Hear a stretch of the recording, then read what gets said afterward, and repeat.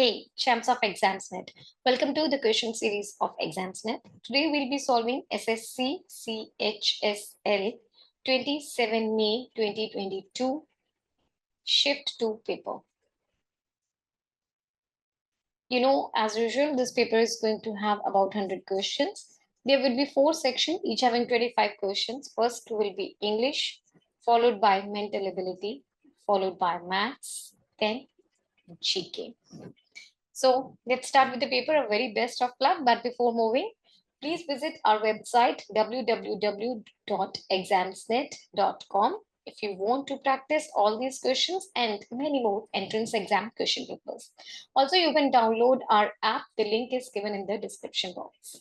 So let's start with the paper. Here is question number 1 from English. You have to select the most appropriate antonym of the given word, and the given word is pseudo. Options are A, flawed, B, genuine, C, artificial, or D, corrupt. Let's look at the meaning of all the words one by one so that we can be sure of our answer. So pseudo means being apparent,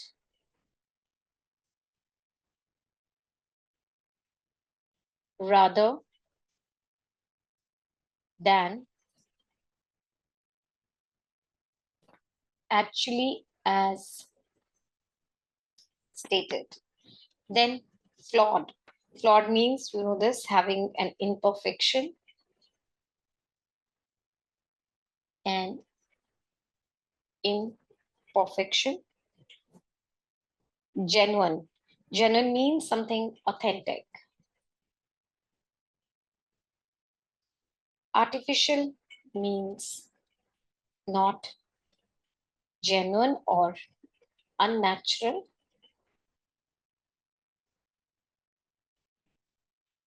Or you can simply say made by people, made by man. Then is the word corrupt. It means involved in illegal activities. So you have to find out the antonym of the given word pseudo, which means being apparent rather than actually as stated. The opposite to this is genuine, that is authentic. All the rest, flawed, artificial, corrupt, they are one or another way the same meaning to the given word, but genuine is the opposite word. So option B is the correct answer to the question. Hope you are clear with this. Let's move to the next question, number 2. The following sentence has been split in 4 segments. Identify the segment that contains a grammatical error. So let's read the sentence. It says, the birds flew fastly above us as we stood on our terrace. So which part contains the error? Well, the segment that contains the error is fastly above. Fastly over here is not correct. The word fast is used in the same way in adjectives and in adverbs. Generally, we add the ly to the adjectives to change them into adverbs. But there are certain words that can be used as adjective as well as adverbs without adding that ly. So here will be the birds flew fast above us as we stood on our terrace. So option C is the correct answer because this part of the sentence contains the error. Hope you are clear. Next, question number 3. Select the option that expresses the given sentence in indirect speech. So the given question is in direct speech and you have to convert this one in indirect speech. So when we change a direct speech into indirect speech, there are certain rules that has to be followed. What is that? First of all, the reporting verb said is introduced instead of these comma, inverted comma. So then that is also introduced along with that. The comma that is added after the direct speech, now it has to be removed. So now this can will be replaced by could, and I will be changed to she. So the whole sentence now will become she said that she could play the guitar well. Pretty well, actually.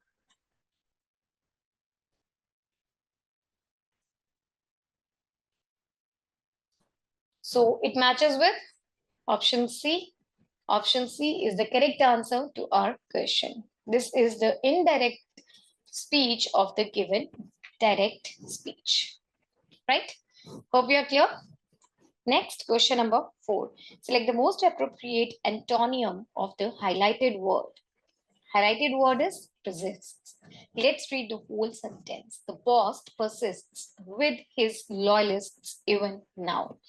Options are, so you have to find the antonym of the word persists. Options are retinues, continues, formulates, or discontinues.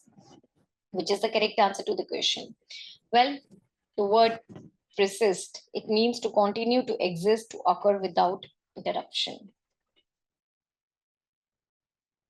To continue to exist without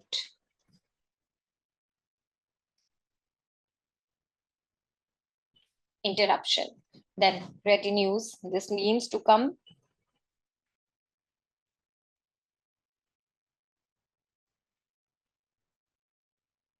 Actually, this word, okay, to come together again. Next, continues. Continue means to keep happening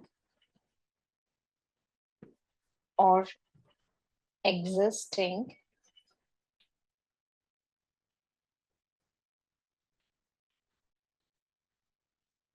without stopping. The next one, formulates means to prepare and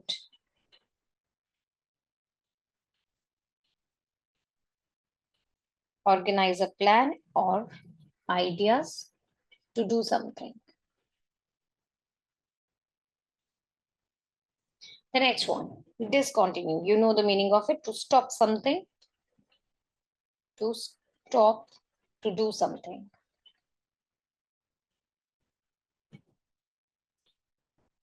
Right. So you have to find out the antonym of the word persists, which means to continue with something. And the opposite will be discontinue. Option D will be the correct answer to this question. Hope you are clear. Next, question number 5. Select the option that can be used as one word substitute for the underlined group of words. Samantha keeps herself occupied by helping other people willingly without expecting any payment for her services. So this is the underlined word, helping other people willingly without expecting any payment for her services. What is the one word substitute for it? Is it opportunist, volunteer, mercenary, or loconotlast? Let's see the meaning of all the words one by one. So the very first word, that's opportunist, it means making use of an opportunity, especially to get advantage of yourself, especially for your advantage. The next one is the word volunteer. It means a person who offers, a person who offers to do something without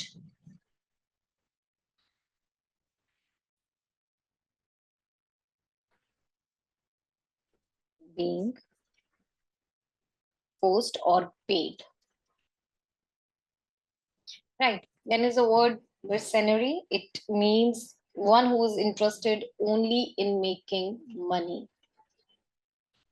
Interested only in making money.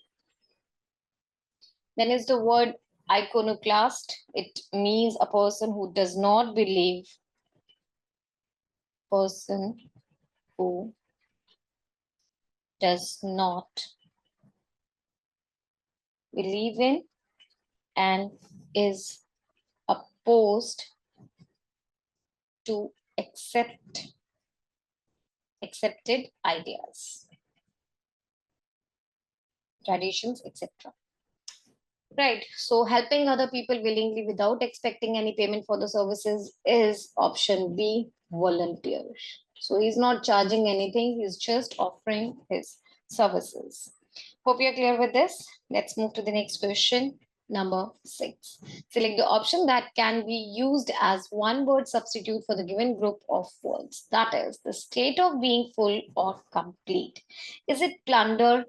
Is it plebiscite? Is it plenitude? Is it pliability? So what is the correct answer to the question?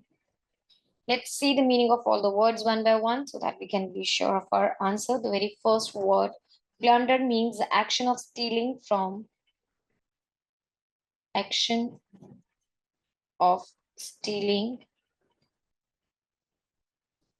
people or places, especially during war or fight. Then the next word is plebiscite. It means a vote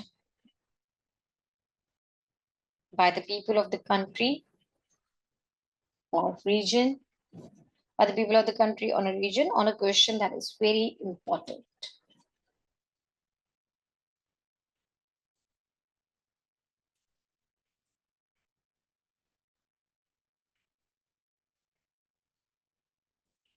The next one is plenitude. Plenitude word means simply, it means a situation when there is more than enough of something. Situation in which there is more of something, more than enough of something, right? Then the next word is pliability, means quality of being easily bent, or you simply can say flexible. Correct. So the state of being full or complete, the meaning is nothing else than plenitude. Option C is the correct answer to the question. Hope you are clear. Next, question number 7. Select the most appropriate meaning of the given idiom, and the given idiom is knock down. Options are to redo, to accept, to succeed, or to demolish. What is the correct answer to the question? Well, knock down means to kill or injure someone with a vehicle, or deliberately destroy, like you can also say deliberately destroy something, maybe some building or some person, something like that. So marked option, knock down, means nothing but to demolish. To redo, no. Accept, no. Succeed, no. Only the demolish is the correct option to be filled in for the knockdown. Option D is the correct answer to the question. Hope you are clear. Next, question number 8. Select the incorrectly spelled word. The word is huddle, hostel, horror, or hospital. Which is the correct answer to the question? Let's see. Huddle, the very first one. It is the correct spellings. The spellings for the huddle are correct. There's no mistake in that. Let's move with the second one. Hostel. Hostel is not a word. The correct spelling for this is Hostile. That is hostile. Hostile means having very strong feelings, having very strong feelings against someone or something.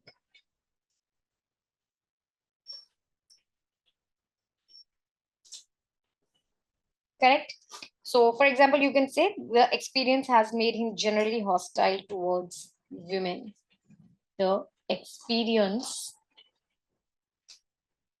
has made him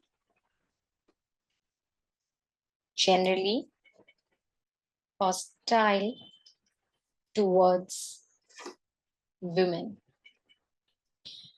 Horror, correct spellings. Hospital, correct spellings. So only option B is the correct answer to the question. Hope you are clear. Then let's move to the next question. Next question number 9. Select the option that expresses the given sentence in the passive voice. Tell her to finish the work. So the given question is in active voice that has to be changed into the passive voice. Options are let she finish the work, to finish the work, be told to her, the work is to be finished by her, let her be told to finish the work. Okay, so the given sentence, this is an imperative sentence. What do you mean by that?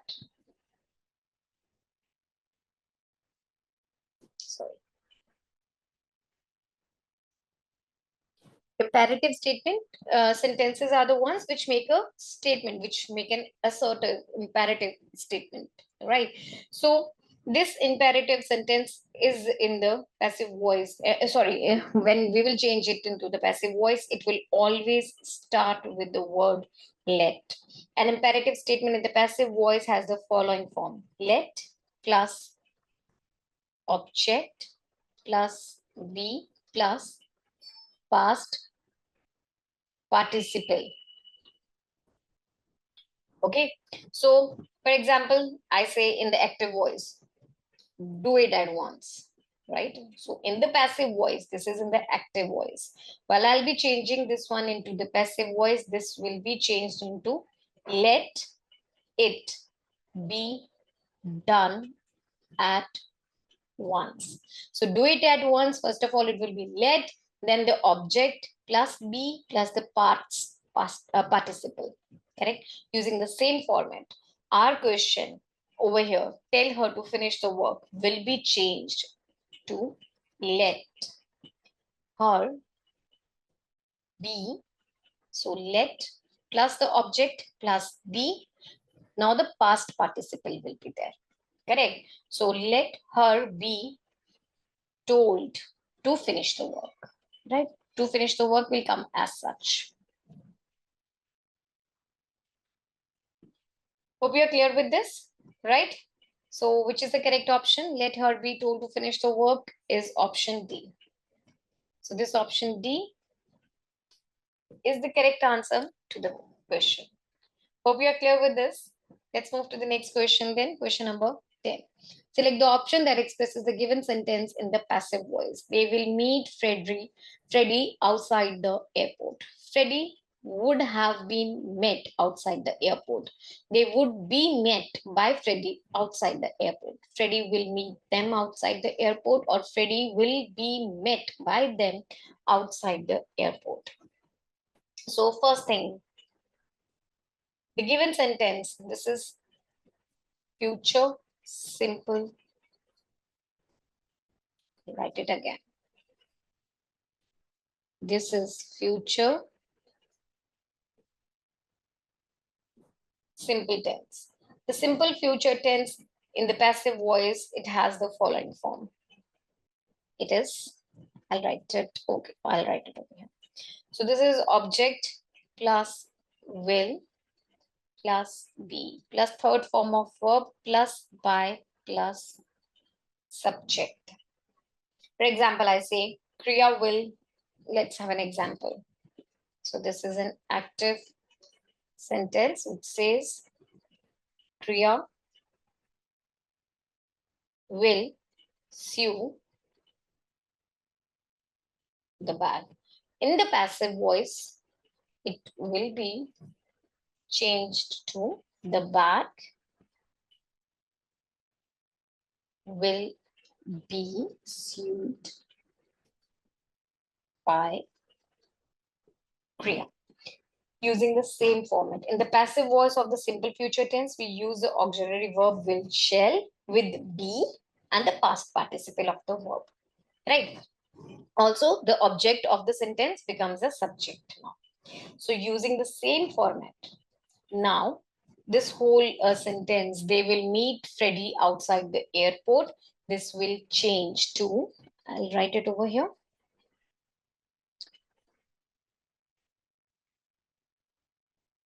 This will be changed to Freddie, which was the object, now will come at the place of the subject, right? Here's the object will come over here. So Freddie will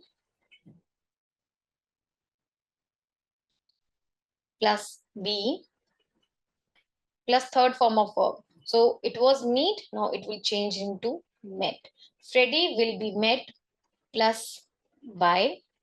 Now the subject will come. What is the subject? They. So they will be changed into them, of course. Now we'll have the rest of the sentence outside the airport.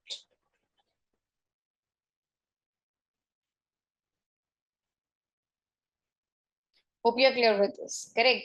Freddie will be met by them outside the airport. This matches with option D. So this option D is the correct answer to our question. Hope you are clear with this. Let's move to the next question, number 11. Select the most appropriate meaning of the given idiom, eat like a horse. Options are eat a lot of food, eat making sound, dislike food, or eat food while running. There are four options. Let's see the meaning of the idiom. First of all, eat like a horse. The idiom, it means like when you eat a lot because you have a large appetite. And we say you are eating like a horse.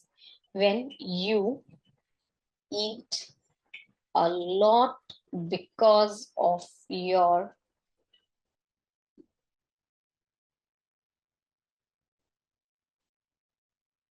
large appetite. Correct. So this matches, of course, with option A. Eat a lot of food. Eat making sound. Dislike food. Eat food while running. All the three are the wrong options. Only this is the correct one. Option A. Let's frame a sentence so that we can be clear with the meaning again. She's so thin.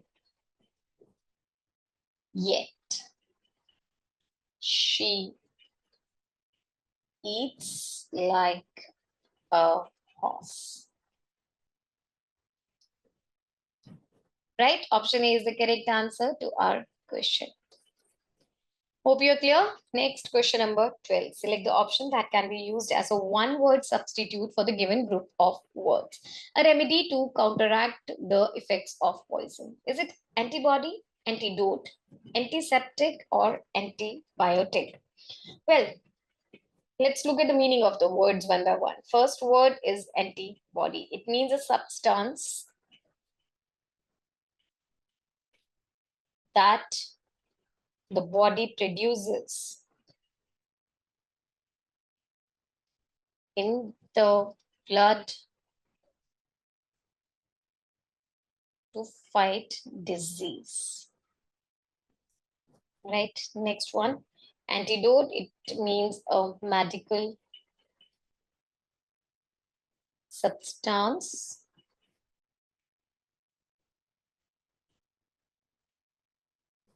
that is used to prevent poison or I'll write it here. Disease from having an effect. Right. Then is the word antiseptic. Antiseptic means a liquid.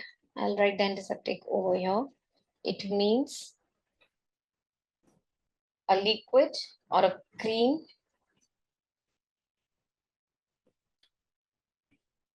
that prevents a cut from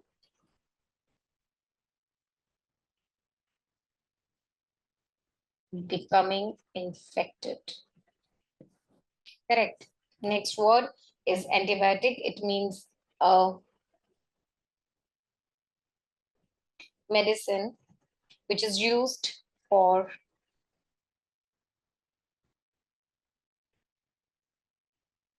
destroying bacteria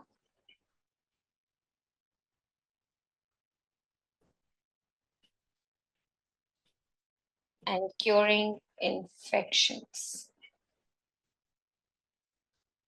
Right. So a remedy to counteract the effects of poison, it's nothing but antidote. Option B is the correct answer to our question. Right? Hope you're clear with this. Then let's move to the next question.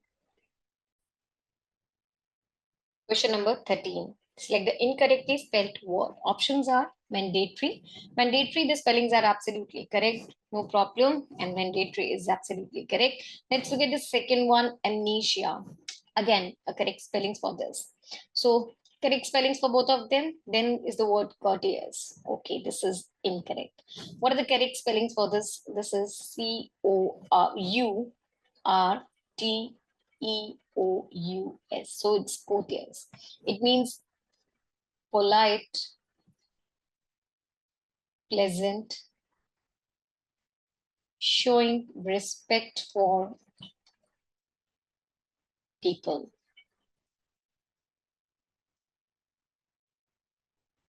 So these are the correct spelling for the word courteous. Then is frigidity. That's absolutely correct. Again, the correct spellings are there. So let's hear a sentence also for the word courteous. So she was unfailingly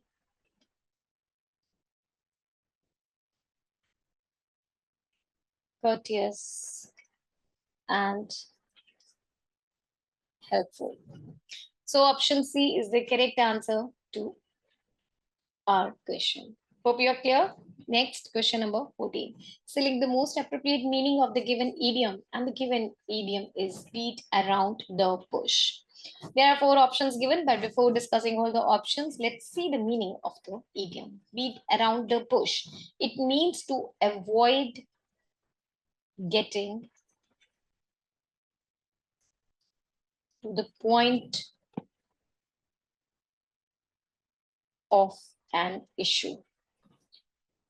For example, if you want, let's see an example. If you want to ask me, just ask. Don't beat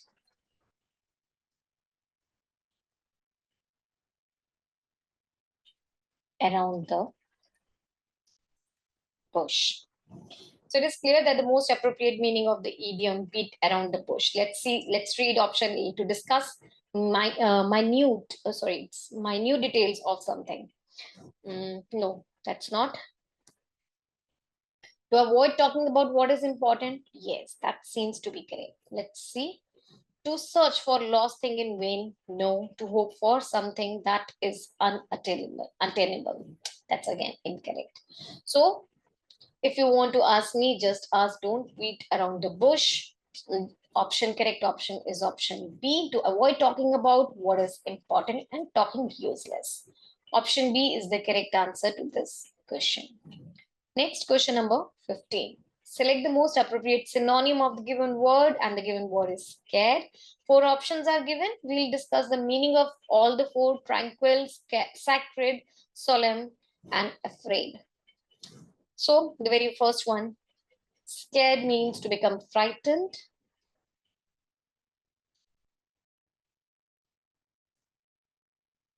The next one, tranquil, it means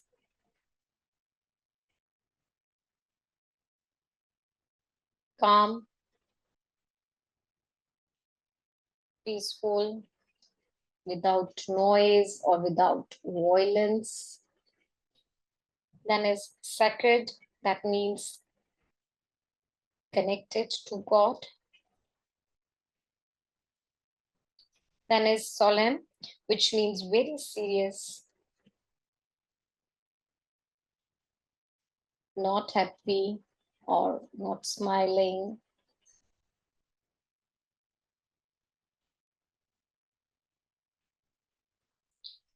Then you have the word afraid, which means filled with fear of something.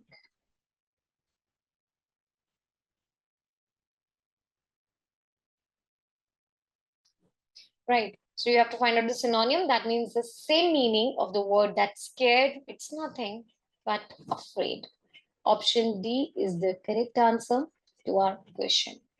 Hope you are clear. Next, question number 16. Select the most appropriate antonym of the given word. And the given word is assiduous. Options are anxious, destitute, unique, or ideal. Let's check the meaning of all the words. First of all, this word means working very hard and taking great care that everything is done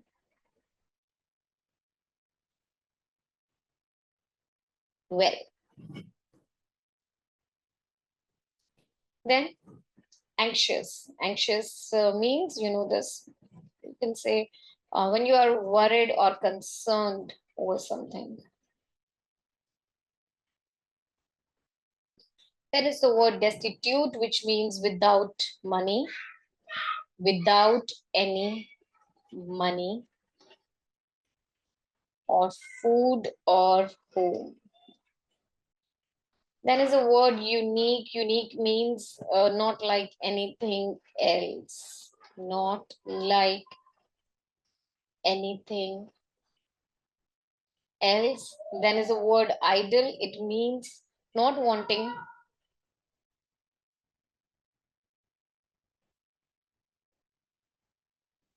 to work hard. Or you can say simply lazy. So you have to find out the antonym for the word assiduous, which means working very hard. And obviously the antonym to the word is idle. That is option D. So this option D is the correct answer to our question. Hope you are clear. Next, question number 17. Select the option that will improve the underlined part of the given sentence. Life is hard, unpredictable, but thou manageable. Options are still controllable, despite practicable, although bearable, though achievable. So you have to find out the option that will improve the meaning of though manageable. See, we use still to show that something continues up to a time in the past, present, or future. And controllable means, if I'm looking at this, okay, let's write down. Still means, still we use when something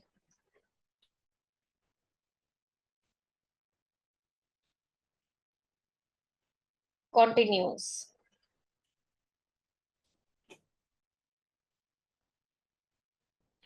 up to a time in past, present, or future. And controllable, controllable means capable of being influenced or directed. Something that is capable of being influenced, right? So according to the meaning of the given word, though manageable can be replaced by option A, still controllable. So this is the best fit to go in over here. Although, even though, in spite of, or despite, these are all used. These are all used to link to contrasting ideas.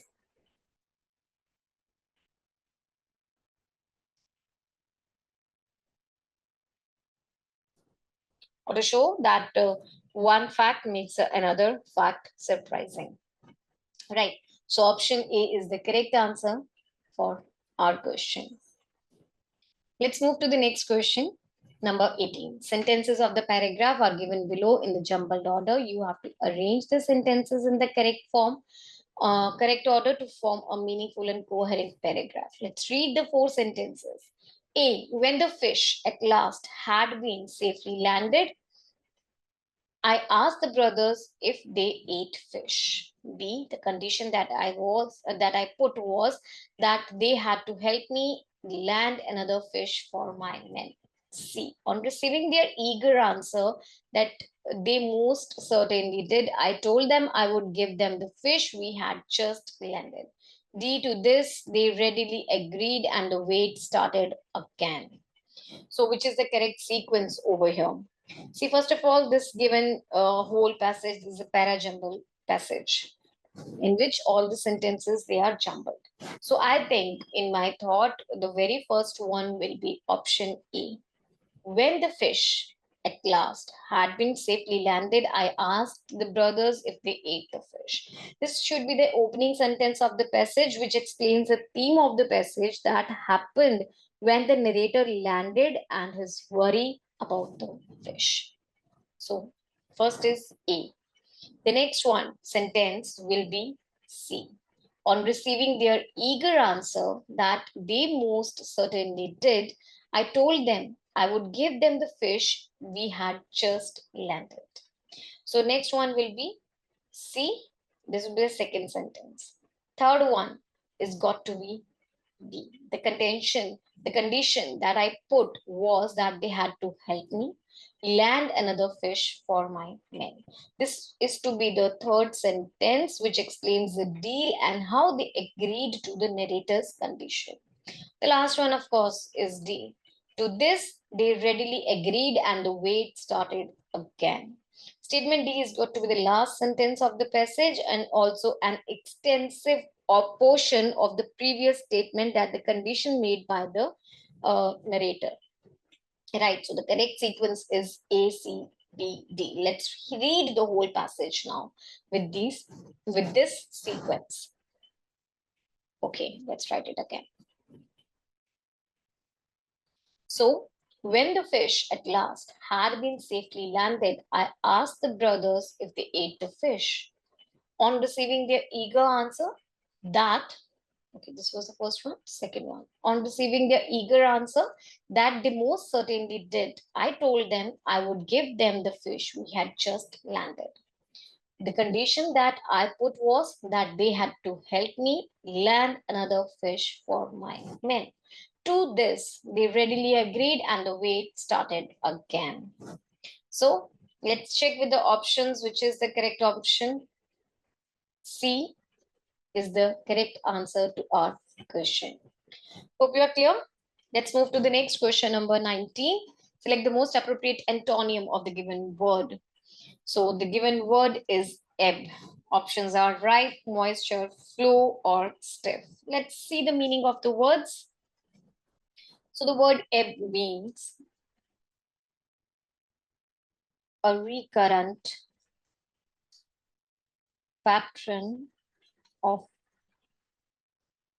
going down or decline, right? So for example, you can say customers' confidence. Let's write down a sentence. Customers' confidence is currently at a low ebb. Let's look at the meaning of the rest of the words. The first one is ripe, which means ready for something or in a suitable state of to do something.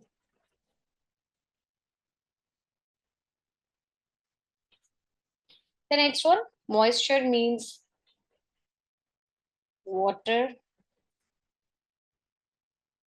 in small drops or on a surface or in air. Then is the word flow. It means a steady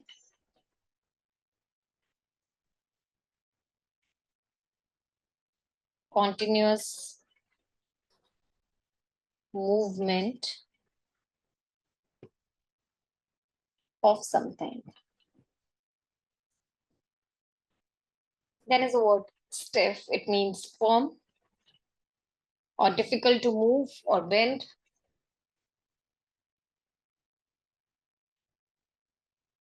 Difficult to move or bend. Right. So you have to find out the word antonym of the given word, and the given word was ebb. The option, the antonym, is of course flow. So ebb means a recurrent pattern of going down or decline, whereas flow is a steady continuous movement of something. So the antonym, that is the opposite meaning of the given word, is option C, flow.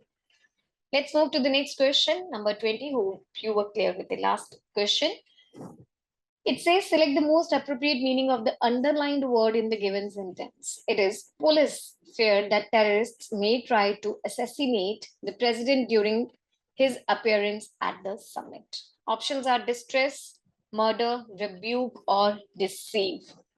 So let's look at the meaning of all the words one by one. First of all, the given word is assassinate. It means to murder by sudden or secret attack. Maybe for the political reasons, maybe for political reasons. The next one, distress. Distress means the state of being,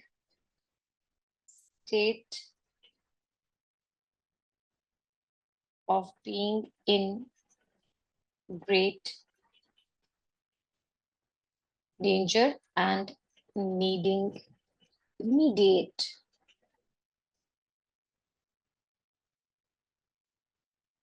help. Then is the word murder. Murder means the crime of killing a person.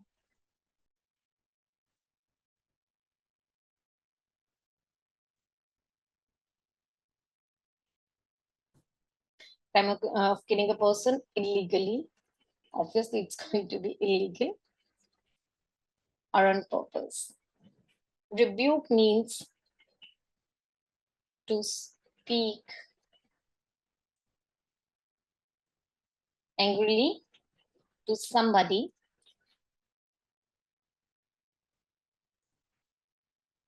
because he has done wrong. Deceive means to try to make someone believe something that is not true. Right. So police fear that terrorists may try to assassinate the president during his appearance at the summit. You have to find out the most appropriate meaning of the word. And it is, of course, assassinate means murder. Option B is the correct answer to the question. Hope you are clear. Next question number 21. So 21 question, 21 to 25, you are having 5 blanks. 1, 2, 3, 4, and 5. There are 5 blanks for the next 5 questions.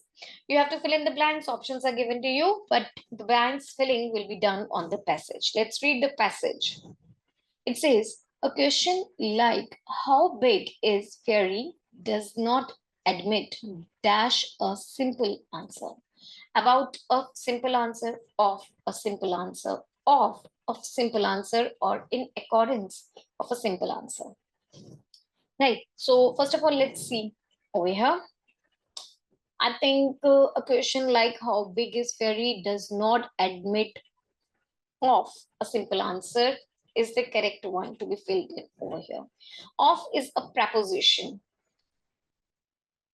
It is a preposition that indicates relationship between another word, such as belonging, things, of other things, something like between two things, it's defining relationship. So of is considered over here because it is used to show that the person or the object belongs to or is related to do something, right? Admit of is a phrasal verb that means to permit, allow, or suggest something. For example, we can say the evidence cannot admit of doubt, right? From the given meaning and the example, we are sure that of is the correct preposition to be filled in the blank. Let's discuss other ones also. About is a preposition that indicates subject of thought, feeling, or action. Of is used with verbs that means to remove or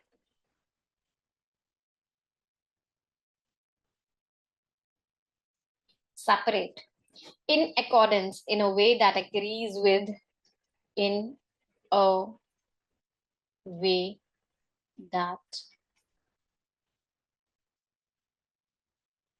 agrees with or follows something, right? So option B is the correct answer for this question. Next, question number 22. Now you have to fill in the second blank. Let's read the rhyme. Fairy, after all, is not one land, one principality, or dash. Maps of fairy are unreliable. So what should it be? Dominion, maps of Ferrari are unreliable, organism, entity, or unit. Let's see the meaning of all the words first to answer the question.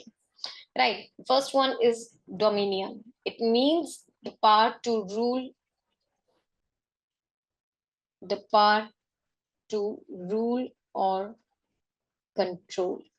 The next one, organism. It means a living thing.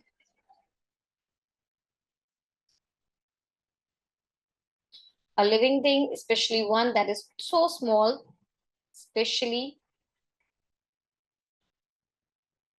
one that is too small that you can only see it with special instrument, that you can see only with special instruments, right? There is a word entity. It means something that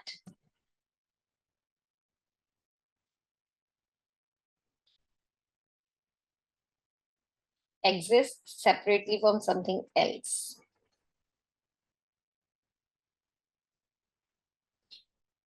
Then is unit, which means single thing.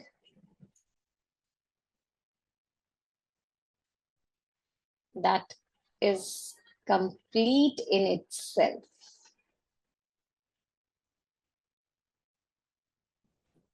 Right? So let's read what should be coming over in the blank number 2. Fairy, after all, is not one land, one principality, or dominion is the correct word to be filled here. That's the power to rule or control. Maps of Ferrari are unreliable. Right, so it is clear that the most appropriate one to be filled in the blank is option A. Right, hope you are clear. Next, question number 23, which is the blank number 3. It says, and may not be dashed upon, depended upon, wobbled upon, steady upon, or stabilized upon. Let's understand the meaning first. First word is depended. It means a person who depends on or needs someone or something for aid. Then is the word wobble. It means to move from side to side in a way that is not steady. Steady means stable, right? Then is the word stabilized. It means to maintain the stability.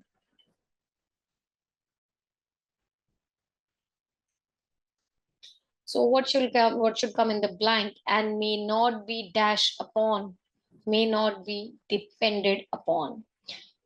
So this is the correct word to be filled in the blank. Right? Option A is the correct answer to this question. Next question number 24. You have to fill in the fourth blank now. Let's read. Ferry is bigger than England as it is bigger than the world. In the middle of a wood so thick it was very nearly a forest was a small hut, comma, dash of thatch and grey clay. So here are the four options which are given. You have to find out the one which will be filled, created, built, build, or carved. So let's discuss the meanings again of all the words. The first one, created. It means to cause something new,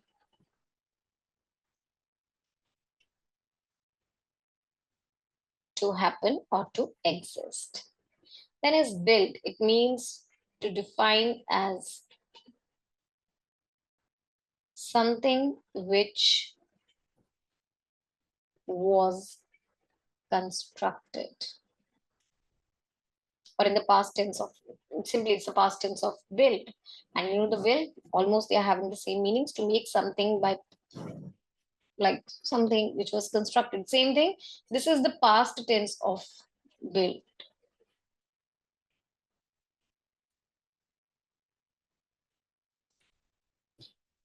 Then is the word carved. It means to cut wood or stone, to cut wood or stone to put a pattern. Correct.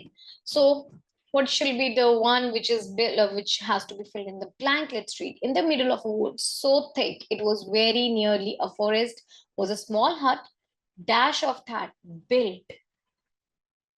Why? It was, right? Was there, that means the sentence is going the past tense, so it was built of thatch and grey clay. Option B is the correct answer to this question. Hope you are clear. Let's move to the last blank of this paragraph and also the last question of the English section. In the following passage, some words have been deleted. Okay, sorry, I have to read from here. A yellow bird in a cage sat on its perch outside the house. It did not sing and sat dash silent. Blissfully silent, mournfully silent, gaily silent, or chippily silent. So let's again discuss the meanings. First of all, the word is blissful. Blissful means causing complete happiness.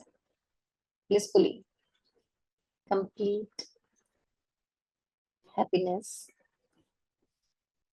Mournfully, mournfully means sorrow, feeling of sorrow. Then the word gaily, it means in a lively manner.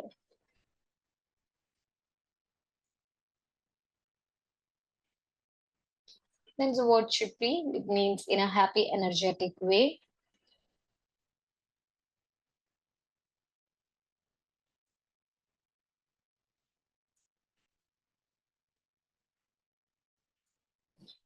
So let's read. The bird, yellow bird in the cage sat on its perch outside the house. It did not sing. Of course, it was sad. That is why it was not singing. And sat dash silent. Obviously, the one which should be filled over here is mournfully. And sat mournfully silent. Option B is the correct answer to this question. Right? Hope you are clear. So this finishes your English section. Let's move towards the next set of questions. Question number 26, mathematics. Question number 26. So we are going to start with the mathematical questions now. First one says, select the correct combination of mathematical signs to sequentially replace the asterisk sign and to balance the given equation. This is the given equation and you have to find out A, B, C, D. There are 4 options and each option contains certain set of operators. So you have to find out which operator, which set of operators A, B, C, D should be filled in the given expression to get a valid answer. Okay, this is actually an equation because the equality sign is also involved. So let's start. There is no other option. We have to we have to go with all the options one by one. And the only thing that you have to keep in mind is the BODMAS rule. I hope I don't need to remind you about the BODMAS rule. You know it already. Anyways, BODMAS rule says that the order in which the operators will be solved is the first one will be the brackets of division, multiplication, addition, and then finally subtraction. Okay, so using the BODMAS rule, let's start with our question. I'll be starting with option A. So after I fill in all these operators which are given on option A, the required equation becomes 25 divided by 5 multiply 10 plus 2 minus 8 should give you 56. Right, according to BODMAS, first thing to get solved is the division. So 5 multiplied by 10 minus plus 2 minus 8 should give you 56. Then multiplication 50 plus 2 minus 8 should give you 56. So this is 52 minus 8 should give you 56 and this is equal to 44, right? 44 is not equal to 56. So option A is incorrect. Let's go with B. After filling in the operators which are given in option B, the equation becomes 25 minus 5 plus 10 divided by 2 multiply 8 should give you 56. So BODMAS says first thing to get solved will be the division. This will make it 25 minus 5 plus 5 multiply 8 should give you 56. Then a multiplication of 5 and 8. 25 minus 5 plus 40 should give you 56. Then 25 is of plus and 40 is of plus. Adding both of them, you will get 65. Minus 5 should give you this 56. That means 50 should be equal to 56, which is not true. Option B is also incorrect. Let's move with the C option. After filling in the operators which are given in the C option, this equation becomes 55 multiply 5 divided 10 minus 2 plus 8 should give you 56, right? So first thing to go, 5 divided by 10, this will make it 25 multiply 0.5 minus 2 plus 8 should give you 56. Then a multiplication of 25 and 0.5, it will give you 12.5 minus 2 plus 8 should give you 56. 12.5 and 8 will be added and you will get 20.5 minus 2 should be equal to 56. Here is 18.5. This is of course not equal to 56. Therefore, C is also the incorrect option. Let's move with the D. Okay, now let's fill in the operators. These are last hope. Let's see if it fits. So the equation becomes 25 divided 5 multiply 10 minus 2 plus 8 should give you 56. A division will take place first. So this will be 5 multiplied by 10 minus 2 plus 8 should give you 56. Multiplication 50 minus 2 plus 8 should give you 56. 50 plus 8 gives you 58 minus 2 should give you 56. Here is 56 is equal to 56. So we are on the right one. Option D is the correct answer to the question because only this is the option in which LHS became equal to RHS. Rest all A, B, and C, it was incorrect. So option D is the correct answer to our question. Hope you are clear. Let's move to the next question number 27. Select the option that is related to the fifth term in the same way as the second term is related to the first term and the fourth term is related to the third term. That means these two terms, first two terms, they have certain relationship. The same relationship is held by these two terms. And on the same basis, you have to find out what will come at the place of question mark. Right? You have to find out what? You have to find out the pattern. If you get the pattern, you are done with the question. Right? So let's find out the pattern. First of all, there is flowers. FLOWERS. It is converted like the relation to the flowers is OLFWSRE.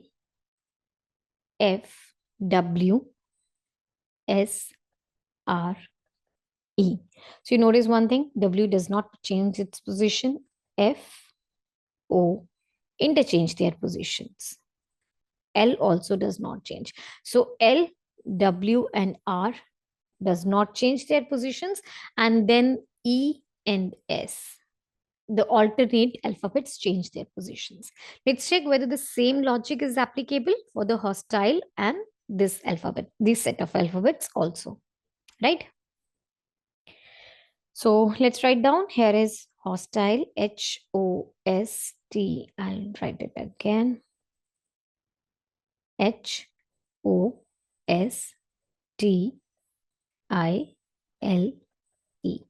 So first thing, O will not change its position, T will not change its position, L will not change its position.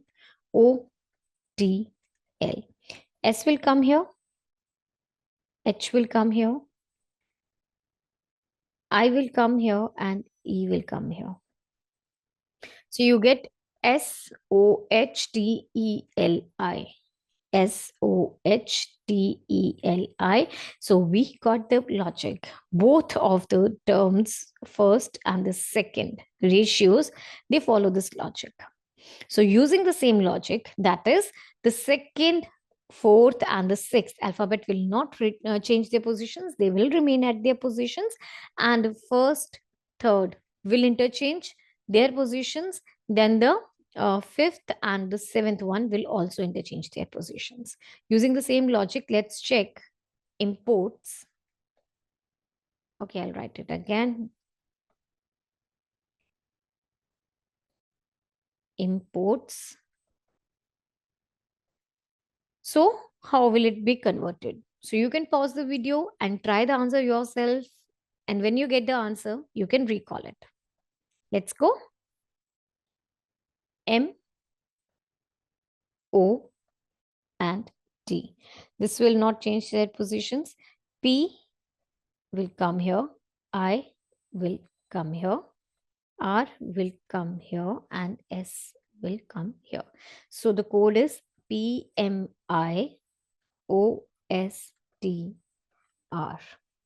This is the correct one, PMIOSTR.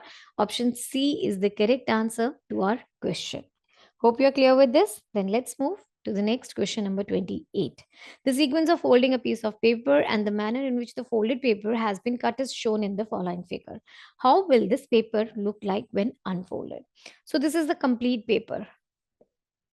You folded the paper in the half, then you again folded the paper like this.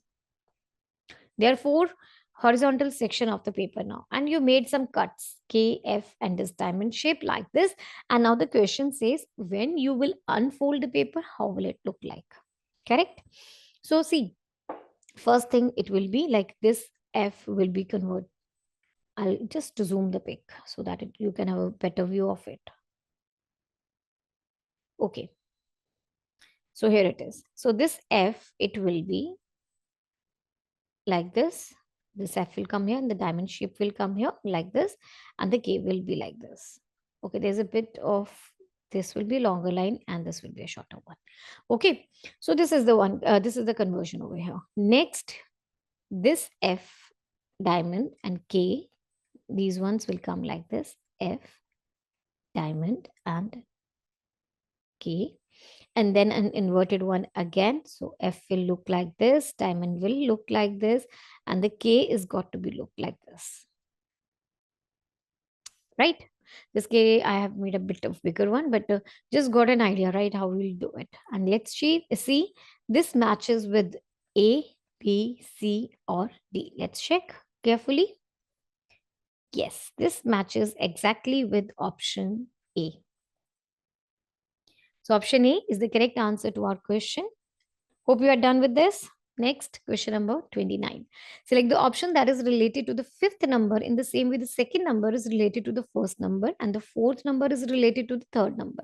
So there is some relationship between these two numbers and these two numbers. The same relationship exists between these two numbers as well. You have to find out what will come at the place of the question mark using the same pattern. To answer the question, you need to know the logic or the pattern which is there in the first two sets, right? Let's understand that.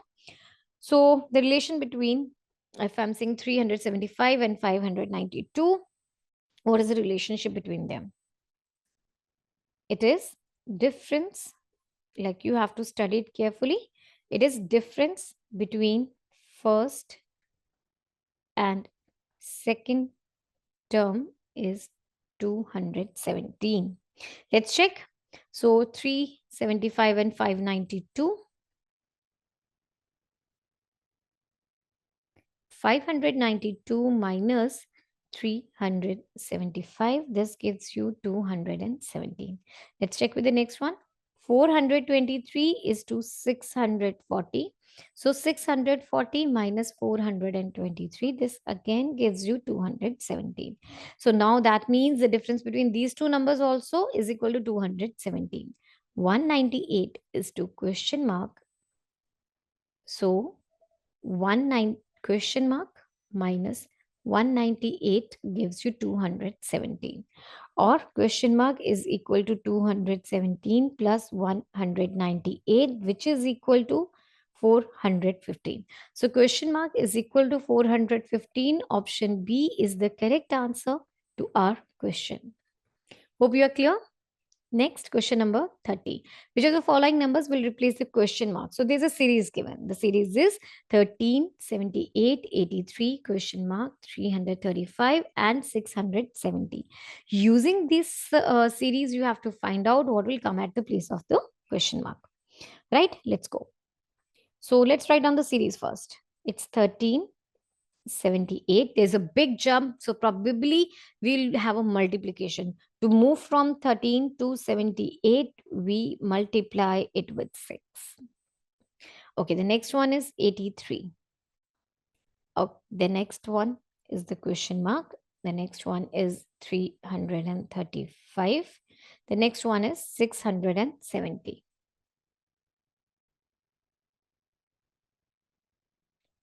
To move from 78 to 83, I have to add a 5. I don't know what is at the place of question mark, so I'll leave it as such. But to move from 335 to 670, this is a multiply 2 thing. 335 multiply 2 gives you 670. So here is 6, 5, and probably here will be 4, 3, and then a 2 over here. Correct? There is multiplication plus multiplication plus multiplication. Correct? So we are on the correct path. That means the next number will be getting by multiplying 83 by 4. 83 multiply 4 gives you 332. So 332 will come at the place of question mark. Let's check. If I'm adding 3 to 332, I get 335. That means we are absolutely correct. Option B is the correct answer to our question. Hope you are clear with this. Next, question number 31. So you are given certain figures. This is number 1, number 2, number 3, number 4, and number 5. You have to find out what will come at the place of the question mark. Correct. So let's see. It says select the figure from form among the given option that can replace the question mark in the following series. So you have to find out how they are rotating or how they are traveling in each of the following sequence to get what will come at the place of question mark. Correct? First thing, if you look at the diamond is moving clockwise direction from here to here, then here to here, then here to here, and then obviously it will move from here to here. That means the diamond next step will come at this place. Correct? Now, first one is empty. Second one is full, empty, full. So this one, last one will be empty. So we are done with the diamond shape. Next, let's move towards the triangle. The triangle is again moving in the clockwise direction and it is following the diamond, right? Same thing, it's moving in the clockwise direction. See, like this. The next here, and the next one will come at this place. Are you clear with this? Right? Now, there is a circle inside. Okay, circle is inside here also, here also, here also, and here also. So, a circle will be inside. Now, it will be a solid circle. Why? Solid circle is repeating itself at the alternate positions. First one had the solid circle, empty circle, solid circle, empty circle, and now a solid circle over here. Right? So, I think we are done. We have found our figure. Let's check. This one matches with option B. So this option B is the correct answer to our question. Hope you're clear. Next question number 32.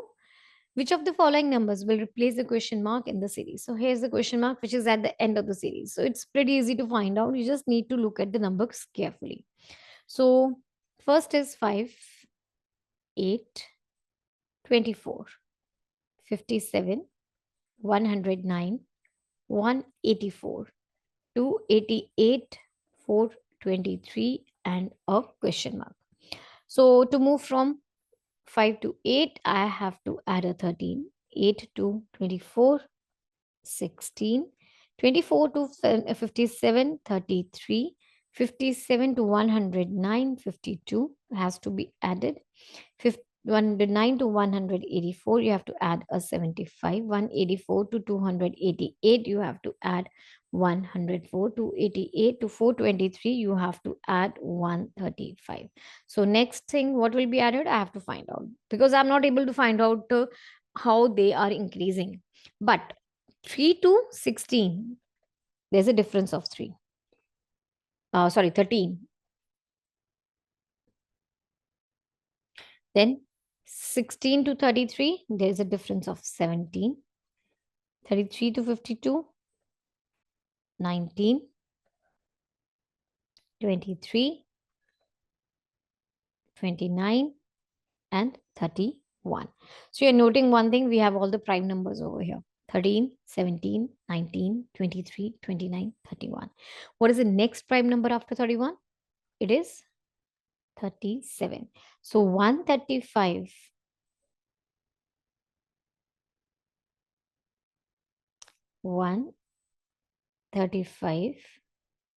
plus 37, it gives you 172. So this 172 when added to 423 will give you 595. So 595 will come at the place of the question mark. Hope you are clear. So this 595 is the correct answer to our question. Option B. Right, let's move to the next question number 33. Select the option that is related to the third term in the same way. The second term is related to the first term and the sixth term is related to the fifth term. So again, the same type of question we have. There is certain relationship between these two numbers. The same relationship exists between these two numbers as well. The same relationship is supposed to exist between these two numbers as well. Using that pattern, you have to find out what will come at the place of the question mark. Correct. Let's go. So when you will study, you will get the logic as first term multiply 4 minus 7 gives you second term. Okay. So let's check. First is 56 is to 217. So first term, that is 56 multiply 4 minus 7. 56 multiply 4 gives you 224. Minus 7 gives you 270. That's correct. 217 is here. Let's check with 73 is to 285. So 73 multiply 4 minus 7. That is equal to 292. Minus 7, which gives you 285. Absolutely correct. Here's 285. So now we got the logic. We are sure that our logic is correct. 38 is to question mark. This is what you have to find out. 38 is 2 question mark. So 38 multiply 4 minus 7. This gives you 152 minus 7, which is equal to 145. So this 145 will come at the place of question mark. Right? Let's check. Option D is the correct answer to our question. Let's move to the next question, number 34. How many triangles are there in the given figure? Okay, so there are so many triangles in the given figure. Let's look at the figure carefully. How many triangles are there in the given figure? This is the given figure. You have to find out how many triangles are there. Like this is 1, 2, 3, 4, 5, 6. So there are so many triangles in this. Is it 12, 14, 8 or 10? To answer the question, we have to see the figure in different parts like this. So here are two triangles at the, if you look at the first one, first, second and third, there are three sections of the same image.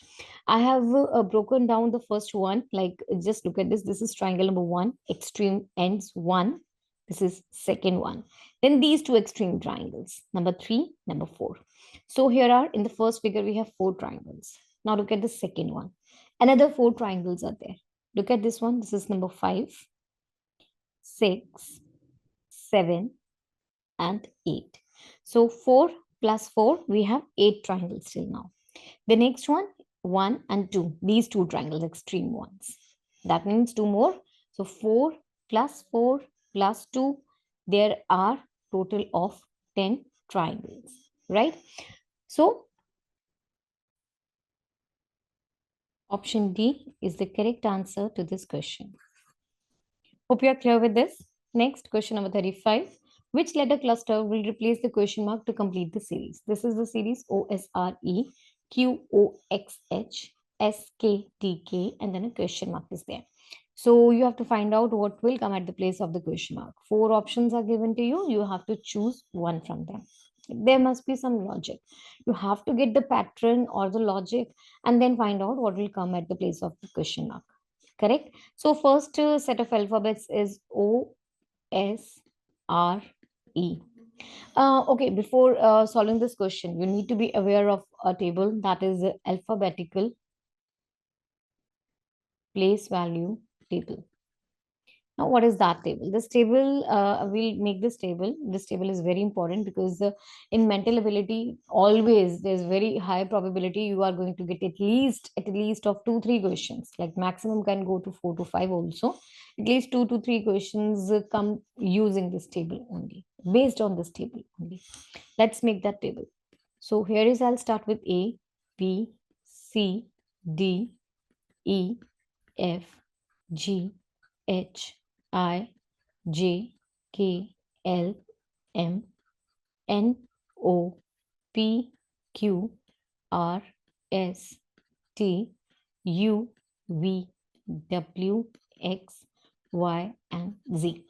Now let's number them. 1, 2, 3, 4, 5, 6, 7, 8, 9, 10, 11, 12, 13, 14, 15, 16, 17, 18, 19, 20, 21, 22, 23, 24, and 25, and 26. So these are the 26 alphabets and they are numbered like this. This is the alphabetical place value table, very important table. Many of the questions which are based on the letter clusters, like mostly they are solved using this table only.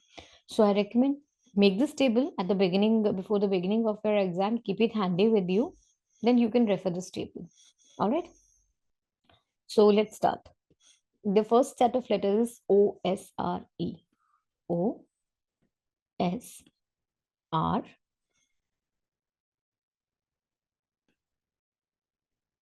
E. Then you have Q, O, X, H.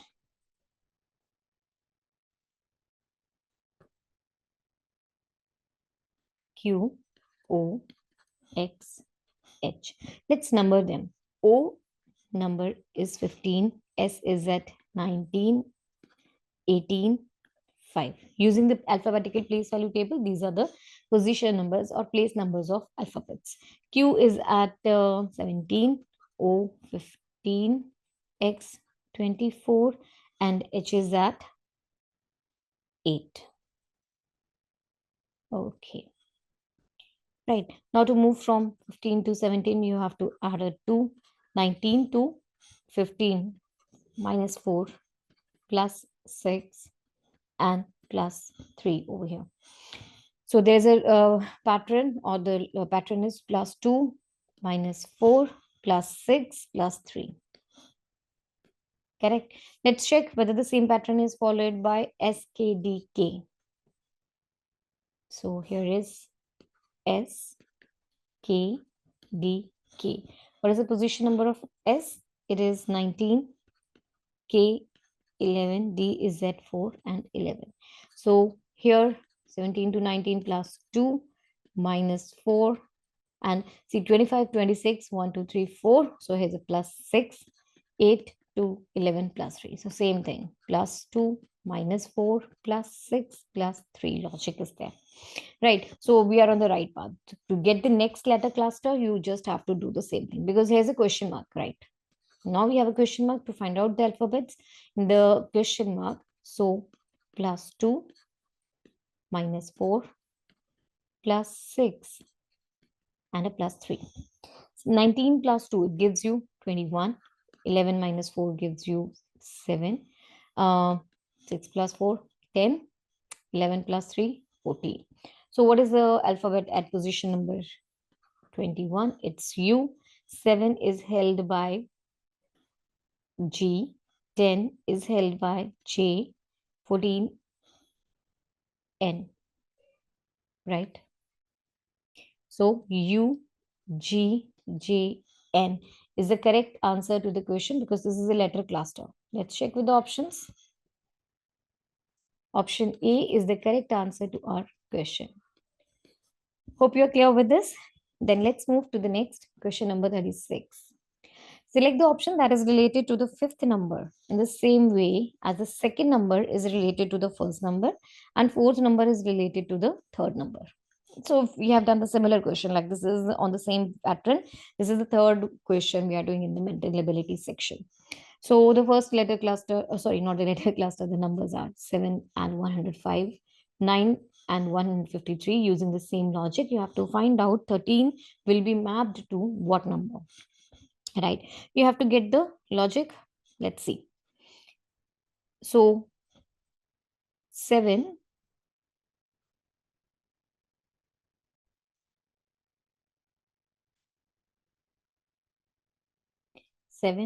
105. To move from 7 to 105, we have to multiply this with 15. Next is 9 to 153. To move from 9 to 153, we have to multiply it with a 7. So you see one thing. Here is a jump of plus 2. Then here is also a jump of plus 2. Right. Next number is 13 is to what? Like what will come at the place of question mark. So now there is a jump of 4. Correct. Then from here to here, we will have a jump of 4 as well. So now it will be multiplied with 17 plus 4, that is 21. So 13 multiplied 21 will give you 273. So it is 13 will be mapped to 273. So question mark will have 273 as your answer. Right? Let's see. 273 is the correct answer to the question. Option A is the correct answer to the question. Hope you are clear with this. Then let's move to the next question, number 37. If 11 July 2020 was Monday, what will be 14 October 2028? So here we are given, first thing we are given 11 July 2020 is Monday. Right? Let's see. 11 July 2020 is Monday.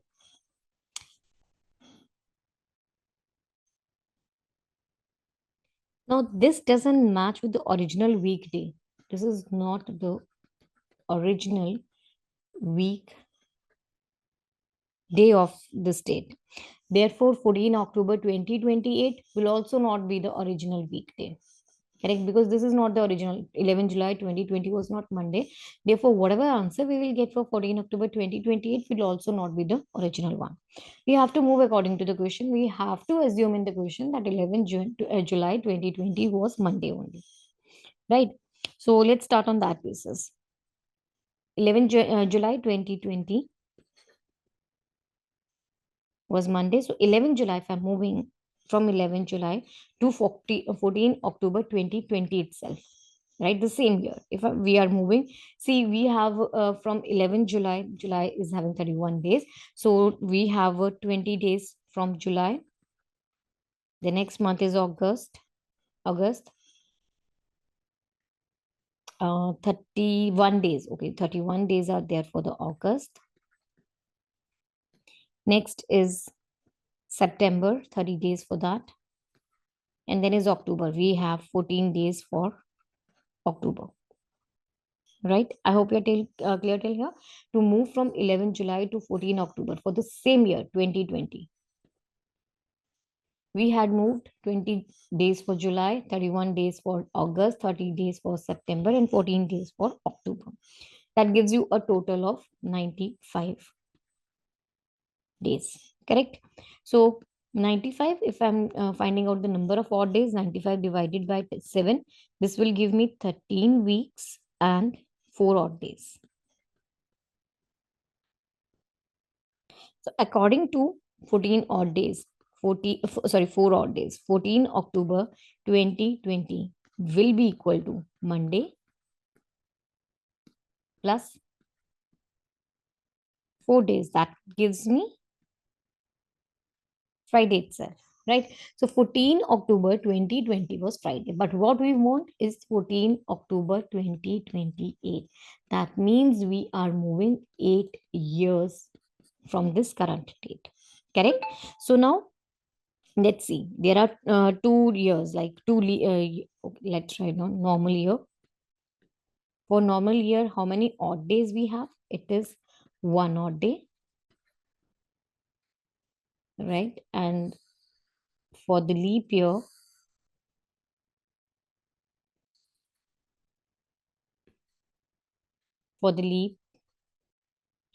we have 2 odd days. Correct? So if I'm talking about, we have 8 years now. That means in those 8 years, in these 8 years, we have 6 ordinary or normal years plus 2 leap years. So from here, you have 6 into 1 plus 2 into 2 odd days. Did you get this?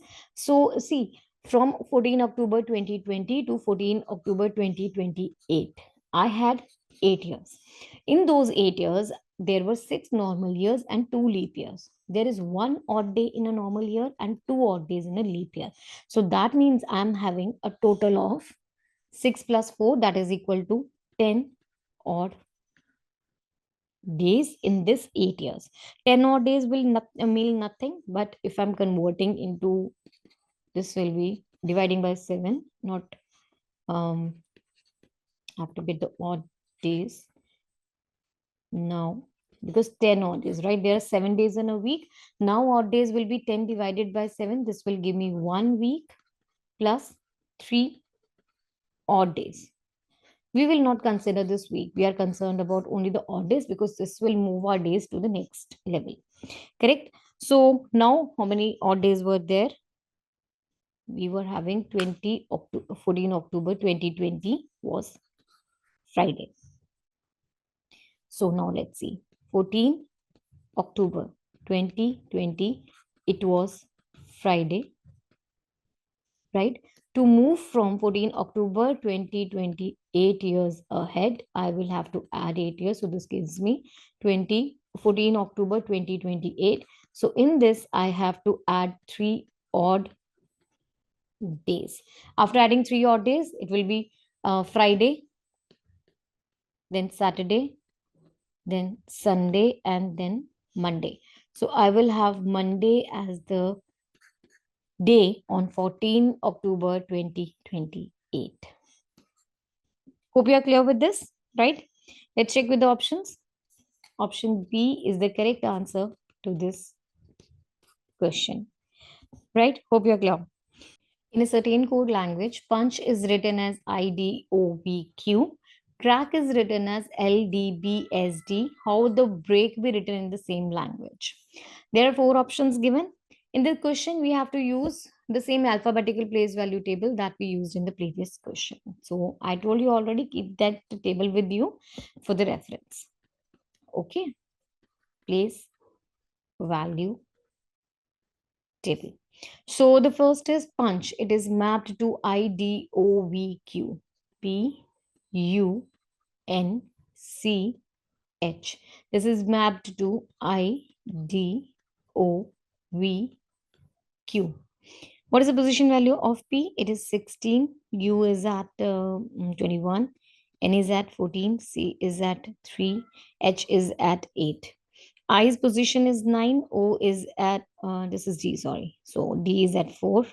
O is at 15. V 22 and Q is 17. Okay. So have you noticed one thing? There is 16 and here is 17. So to move from 16 to 17 over here, you have to add a 1. 21, 22, again add a 1. So here is 14 to 15 plus 1, 3 to 4 plus 1, and 8 to 9. You have to again add a 1. So in each step, we are moving in a crossed manner. The alphabetical plus the alphabets, they will switch their cross their positions. They switch their position with the extreme ends, and 1 will be added at every step. Right? So we got this thing, IDOVQ. Let's check it for the crack also.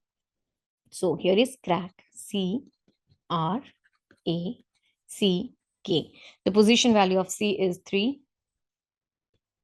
R is at 18, 1, 3, and K is at 11.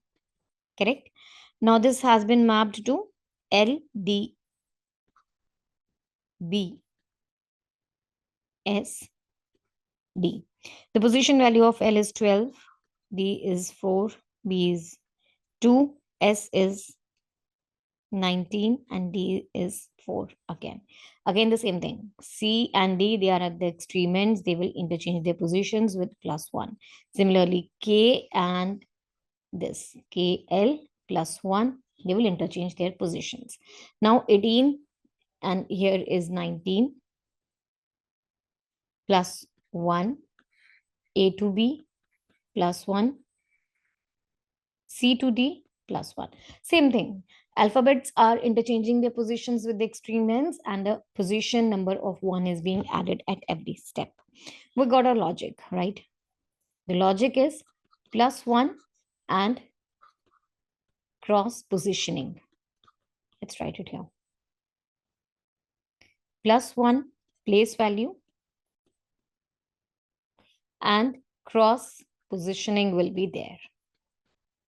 You have to find out the code for break.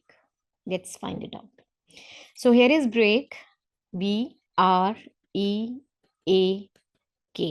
B is at 2 position, R is at 18, E5, A1, K11. So use the same logic. B will be mapped to, like +1 will be there. I'll have a 3 position. 3 position is held by C. Then R 18 plus 1, 19 is held by S. E 5 plus 1, 5 plus 1 gives me 6. It is F. A plus 1, B 2. Then the last K is at 11 and 11 plus 1 gives me 12. 12 is held by L. So LBFSC. LBFSC. This is the correct answer to the question. Let's check with the options. Option A is the correct answer to our question. Hope you are clear with this. Next question 39. Pointing to a woman, Rashmi said, my father's daughter is sister of this lady's daughter. How is that lady related to Rashmi? To answer all these such family type of questions, I'll give you a table. Do refer to that table to answer the questions. So here is the relationship table.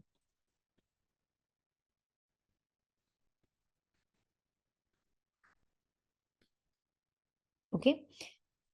I'll give you some symbols to determine some relationships. Symbol. And here is the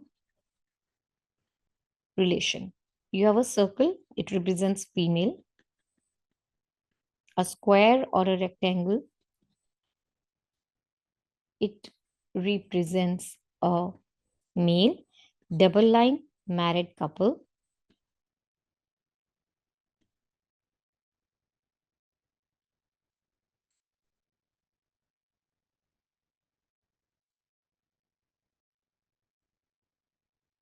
And you have a single line which represents siblings. And a vertical line that represents difference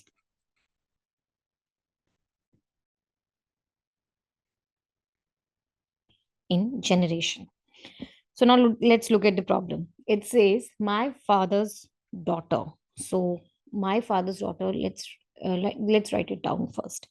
It says my father's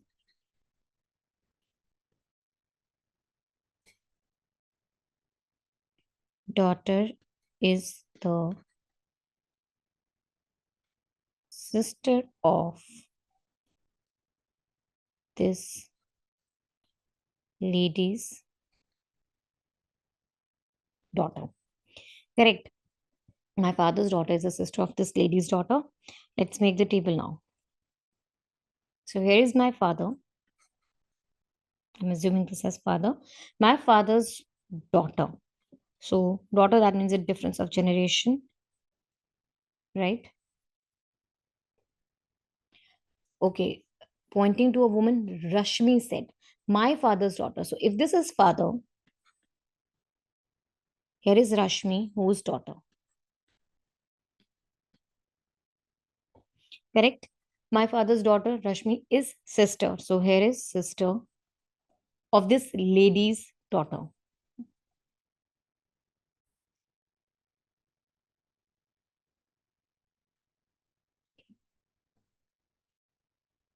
So my father's daughter is over here, Rashmi. She's sister. Sister of, like, here maybe a man or woman. So I'll not draw anything over here. First of all, we have a woman over here, right? My father's daughter is sister of this lady's daughter. So here is lady's daughter. This is a lady, right? This is the woman we are talking about. A woman, she was pointing towards a woman. So this is the woman. This woman has a daughter. Rashmi is sister to her. So here is a single horizontal line. Vertical line shows that woman and this girl, woman has this daughter, this girl has the daughter. And Rashmi and that girl, they are siblings, they are sisters.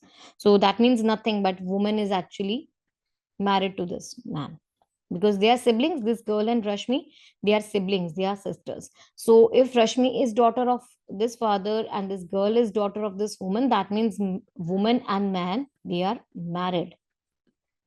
Using this, you have to answer the question, how is the lady, that woman, related to Rashmi? So this woman is nothing but Rashmi's mother. Correct. So she is Rashmi's mother. Let's check. Option A is the correct answer to our question. Hope you are clear. Let's move to the next question, number 40. Two different positions of the same dice are shown, the six faces of which are numbered from 1 to 6. What is the sum of the numbers that are opposite to 5 and 1? Right. So in a standard dice, when you have two faces over here, in a standard dice, the faces 2 and 5, they are opposite. It's given.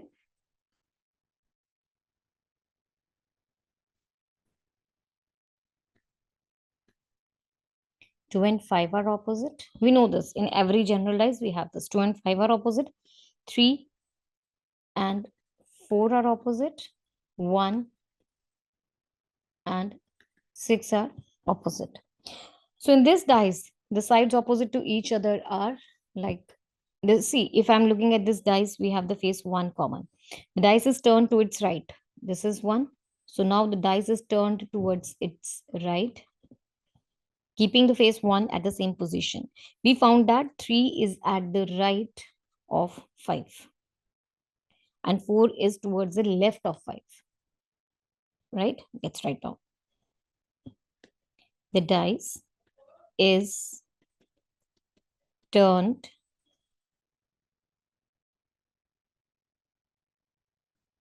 to its right, keeping 1 at the same position.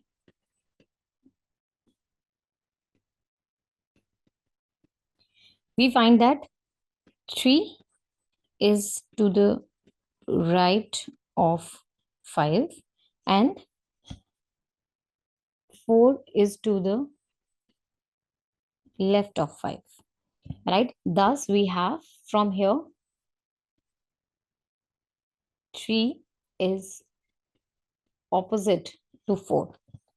Right? Therefore, if 3 is opposite to 4, we have 5 as opposite to 2. The only two faces which are left are 1 and 6. So 1 is opposite to 6 now. So the sum of the side opposite to 5 and 1 is, this is the question, right? What is the sum of the side which is opposite to 5 and 1?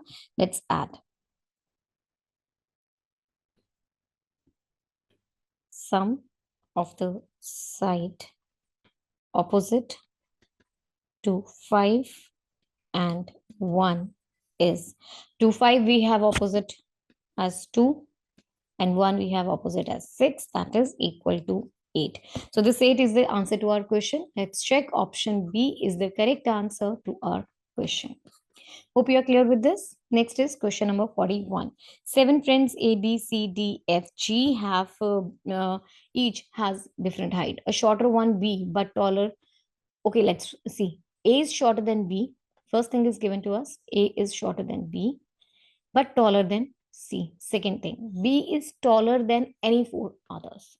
So 3, think. E is taller than G, 4, but shorter than C, 5. D is taller than B, 6, but shorter than F, 7. Who is tallest among all? From the given information, first thing, A is shorter than B.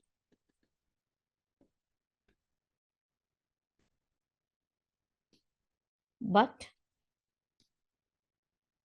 taller than C. So from here, see, A is shorter than B, so B is here, A is here, but taller than C. So B, A, C, this is the sequence. In the second one, we can say E is taller. We can say it's given in the question. E is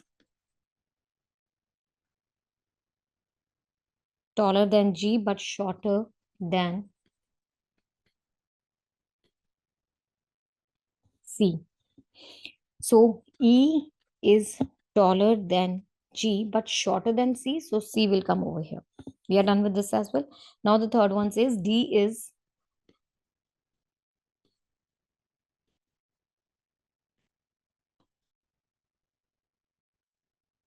taller than P, but shorter than F. So let's write down D is taller than B, but shorter than F. So F will come over here. Combining all the information, combining all 3 steps. What do you get? F is the tallest one, then comes D, then comes B, then comes A, C, E, and G. So from here, we can easily see who is the tallest one. It is F, right? Let's check. Option C is the correct answer to our question. Hope you're clear with this. Let's move to the next question, number 42. Which of the following numbers will replace the question mark in the given series? So here's the question mark given, and you have to find out what will come at the place of the question mark. Let's write down the numbers. 24, 48, 45, question mark, 175, and 1050. To move from 24 to 48, you have to multiply with 2. 48 to 45 minus 3, I don't know what will come over here, but to move from 175 to 1050, you have to multiply it with 3, right? So you have something 2, 3. So probably what will come over here is 4 and 5, correct? And first is multiplication, then is subtraction, multiplication, subtraction, multiplication. So we are on the right track, correct? So now 45 multiplied by 4 gives you 180, right? Similarly, let's check 180 minus 5. It gives you 175, which is correct. So our answer is absolutely correct. 180, option D, is the correct answer to our question. Hope you are clear. Next, 43 number question. A paper is folded and cut as shown. How will it appear when unfolded? So this is the paper. It is folded like in the half, and then certain cuts are made like this. You have to find out how will the paper look like when this is unfolded. Correct. So I'll zoom the pic a bit. Okay. So see, there will be 4 circles. 1 and extreme like center ones. Then 1, 2, 3 and 3 over here. So this circle, now this circle will be replicated over here, here and here. So this is the one you are having. All the circles, like each, there will be a square with 4, zoom it out, 4 circles on either side or each side. Okay, let's see, it matches with option D. So this is the correct answer to our question. Next, question number 44. The statements, 3 statements are given, followed by 3 conclusions. Number 1, 2, 3. Assuming the statements to be true, even if they seem to be at variance with the commonly known facts, decide which of the conclusions logically follow from the statements. Let's read the statement, and what we will do, we will prepare a Venn diagram for the question. What is a Venn diagram? Like, I hope you know the Venn diagrams, something like this, which you have done earlier. So first thing says, all pillows are beds. Write down, make the pillows first. So here is the pillows. All pillows are beds. So like this. Here are the beds. All pillows are beds. No table is a bed. So let's make a table which is absolutely separate. No table is a bed. Some tables are chairs. So here will be some tables are chairs. So this is the Venn diagram for the statements which are given to us. 3 statements, Venn diagram. Conclusions. No pillow is a table. So let's read the first conclusion. It says no pillow is a table. See, from the given diagram, we can say that there is no relationship between pillow and the table, and we say that there is no pillow which is a table. This is absolutely true. 1 is correct. Second one, some chairs are pillows. Again, the same thing. From the diagram, the given statement, we can say that there is no relation between the pillow and the chair. Here is chair and here are the pillows. There is no relationship between them. So this one does not follow. This is incorrect. Next one, third one, no bed is chair. So bed and chair, again, they have no relationship with each other. This is also incorrect. Only one is correct. And according to that, option B is the correct answer to our question. Right? Hope you are clear. So let's move to the next question, number 45. It says, study the given pattern carefully and select the number that comes in the question mark. So first row is 5, 6, 19. Second is 7, 7, 35. You have to find out 8, 9 question mark. What will come at the place of question mark? Operations should be performed on the whole numbers without breaking down the numbers into constituent digits. For example, 13 should be taken 13 as such. You can't break down 13 into 1 and 3 and perform any operation. Correct. So let's study. You have to get the logic to the numbers. So first is 5, 6, 19, right? So the logic over here is sum of first, second, and third number is equal to product of first and the second number. Correct? Let's see.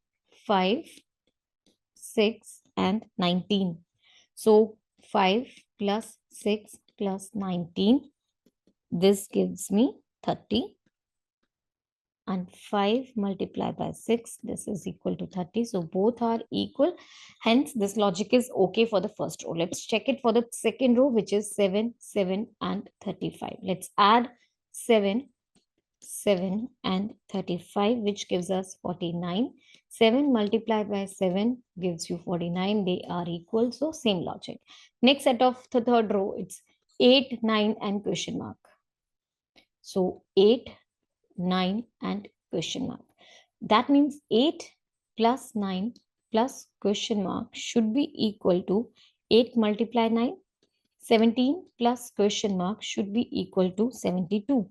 So from here, question mark should be 72 minus 17, which gives me 55. So this is the correct answer to the question. Let's check. Option D is the correct answer to our question. Hope you're clear with this. Next is question number 46. Select the figure which will replace the question mark in the given series. So here there is one, like there is some changes, how it has moved to the second one, the same way it has moved to the third one, the same way it has moved to the fourth one, and the same way movement you have to find out what will come at the place of the question mark, right? You have to get the logic. Let's see. So there is a pattern in the rows and the columns alternatively. Let's check. In rows,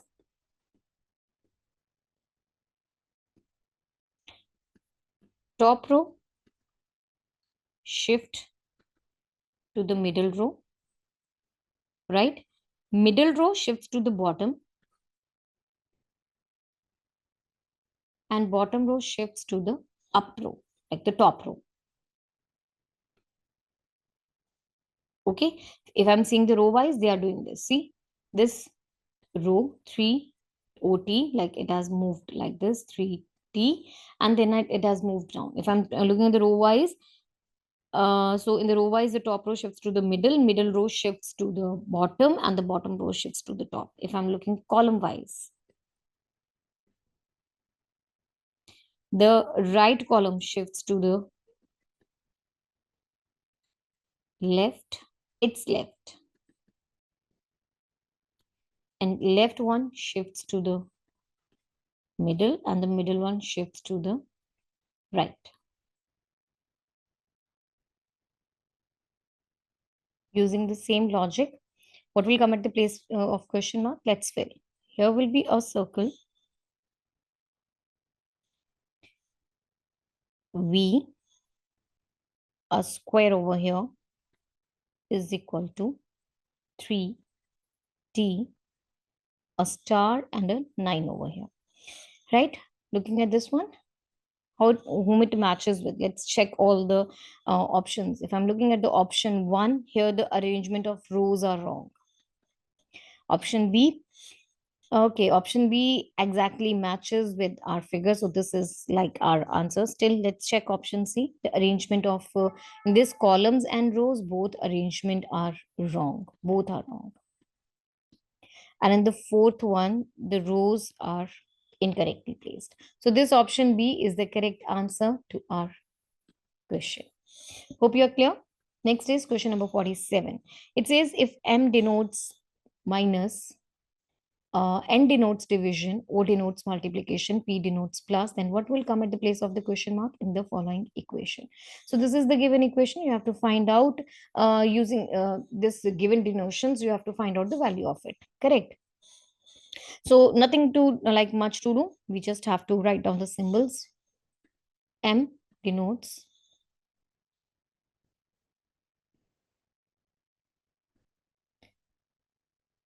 N denotes division, O means multiplication, P means plus. Then you have to find out what will come at the place of the question mark. That means you have to find out the value of the given expression, right? So let's use up these symbols. This will become, the expression will become 16O, that is multiply 7. It's in brackets, so keep it in brackets, plus 124 minus 92 plus 86 divided by 43, multiply 18 minus 29 should give you what? You must remember the BODMAS rule. This is the only thing, like second thing to be kept in mind while solving the question. So first thing to go is the division of 86 and 43, and this is in the brackets. No, sorry, actually the brackets will be solved first according to the BODMAS rule. So 16 multiplies 7 gives you 112 plus 124 minus 92 plus 2 multiply 18 20 minus 29 is equal to question mark. So next thing is adding all the positive numbers, which is 112, 124. Okay, the next thing, sorry, we have to do this multiplication first. So 112 plus 124 minus 92 plus 36 minus 29 should be is equal to question mark. So let's add the positive ones. 124 plus 112 plus 36.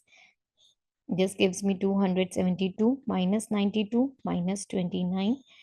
This total gives me 151. So option B is the correct answer to the question. Right? Hope you're clear. Next is question number 48. In a certain code language, N is written as 16, No is written as 212. How will US be coded in the same language? You have to use the same alphabetical place value table that we used in the last question. So the coded word.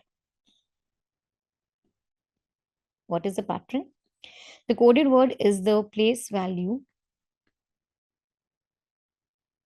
of first letter minus place value of second letter plus 2. So we have the and first. Place value of A is 1, multiply place value of N, which is 14, plus 2. That gives you 16, which is correct. Let's go for no. Place value of N is 14, O is 15 plus 2. 14 and 15, product is 210 plus 2. This gives you 212, which is again true. So US, what is the positional value of U? It is 21. S is at 19 plus 2. 21 multiply 19 gives you 399 plus 2. This gives you 401. So it will be coded in 401, which is option C. So this option C is the correct answer to our question. Hope you are clear. Next is question number 49. Which of the following data clusters will replace the question mark in the series to make it logically complete? You have to find out what will come at the place of question mark. Again, we have the letter clusters. So we'll be using our alphabetical place value table again. See that I already told you this is a very important table. So keep it handy with you. So first one was Y, X, V. It has been shifted to T, S, Q, which is converted into O, N, L, which is converted into J, I, G, which gets converted into what? We have to find out. Correct? So let's fill in the place values of all the alphabets. You know Y is at 25, X 24, V is at 22, T is at 20, 19, Q is at 17, O is at 15, N is at 14, L is at 12, J is at 10, I is at 9, G is at 7. Right. So now let's see. 25 to 20 minus 5, minus 5, minus 5, minus 5, minus 5, minus 5. Again, -5, -5, and -5. So following the same logic, it is very easy, pretty easy. So 10 minus 5, -5, and -5. 10 minus 5 gives you 5. 9 minus 5 gives you 4. 7 minus 5 gives you 2. 5 is the position of alphabet E. Here is D and here is B. So E, D, B is the next letter clusters. E, D, B, option C is the correct answer to our question. Right? Hope you are clear. Next is question number 50. Which of the following numbers will replace the question mark that is here? So here is the given set of numbers. You have to find out what will come at the place of question mark. Let's write down the numbers: 67, 83, 71, 91, 80, 118, and a question mark. To move from 67, okay, see over here, to move from, if I'm moving from 67 to 83 to 71 to 91 to 80, there is no logic being followed. Why? The numbers are increasing and decreasing at the same time, right? So see, from 67 to 71, sorry, 67 to 83, there is an increase, and to 71 there is a decrease. So I think I will move from here to here. 67 to 71, I'm adding a 4, correct? Then 83 to 91, I'm adding a I'm adding an 8 over here. Okay. So now 71 to 80, I'm adding a 9, and from here to here I have to find out, right? 83 to 91, I'll draw it upwards so it will make it clear. 83 to 91, I'm adding an 8. 91 to 118, I'm adding 27, right? So 2 can be written as 2 raised to power 2. This can be written as 3 raised to power 2. 8 can be written as 2 raised to power 3, and 27 can be written as 3 raised to power 3. Using the same logic, here I will have 4 raised to power 2, right? 4 raised to power 2, which is 16. So I have to add a 16 to 80, which gives me 96. So this is the answer to our question. 96, option B is the correct answer to our question. Hope you are clear. So now we have our mathematical questions. With the last 50th question, we completed all our mental ability questions. So students, I hope you were clear with all questions. If you want to practice all those questions at your own time and many more entrance exam question papers, then please visit our website www.examsnet.com. You can also download our app. The link is given in the description box. So let's start with the mathematical questions. They are going to be next 25 questions are going to be of mathematics. Let's start with the first one. It says in an election, there are 3 candidates, A, B, and C. 10% of the eligible voters did not vote. So how many actually voted is 90%. Okay.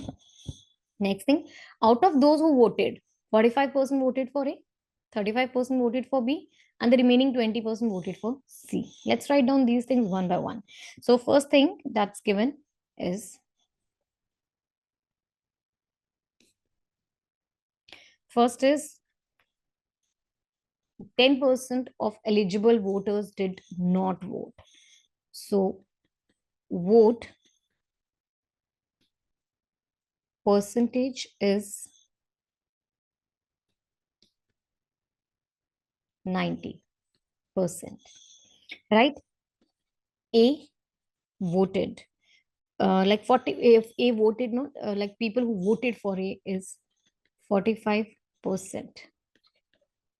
voted for A. Similarly, people who voted for B is 30%, and for C, it's given that remaining 20% voted, right? Also, 30%, it's given next is 30% of the votes polled for A, 20% of the votes polled for B. Let's write down votes polled for A. 30% of the votes are polled for A. For B, it is 20%, right? 30% votes polled for A, 20% votes polled for B were later deemed invalid. So these votes are deemed invalid. 30% of the votes which are polled for A is invalid. For C, B, it's 20%, and it's given for C, all were deemed invalid. All the votes polled for C were deemed invalid. So for C, it is 100%, which was deemed invalid. So how many were valid for A?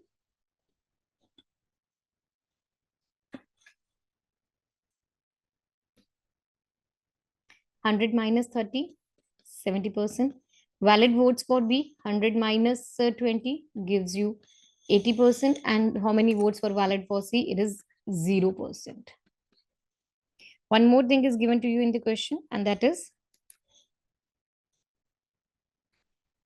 A got 882 more valid votes than B. How many votes did C receive? It's given A got 882 more valid votes than B. So let's go with the solution of the question now. So first thing to do, we are assuming total votes to be X. Now, according to the question, this 882, this is the difference between valid votes of A and valid votes of B. Valid votes of A minus valid votes of B. What are the valid votes of A? This is equal to 70% of 45% of 90% of X. Now, how did I get this thing?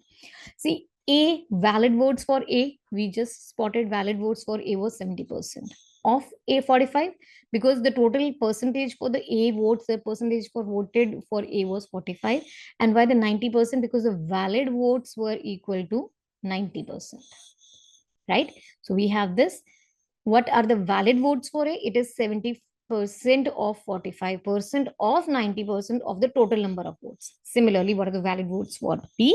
This is equal to 80% of 35% of 90% of X. Got it? Let's open up. So 882 is 70 upon 100, multiply 45 upon 100, multiply 90 upon 100, multiply X, minus 80 upon 100, multiply 35 upon 100, multiply 90 upon 100, multiply X. Right? Let's take the common things out. So what are the common things? First thing is 1 upon, like there will be 6 zeros, right? 1, 2, 3, 6 zeros. 1, 2, 3, 4, 5, 6. Right? I'll take a 10 common for 70 and 80, and a 5 common from 45 and 35, and 90 common and X common.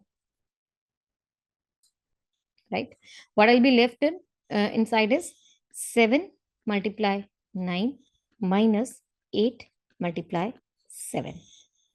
This gives 882 is equal to, so this will cancel, right? So I have 45 upon 1, 2, 3, 4, 45x upon 1, 2, 3, 4 like this. Multiply 63 minus 56, which gives me 882 is equal to 45 into x into 7 upon this. So you have to find out the value of x. What it will be? 882 into 10,000 whole divided by 45 multiply 7, which gives you equal to 28,000 votes. This is the total number of votes, right? But what the question was? The question was we have to find out how many valid votes did C receive. So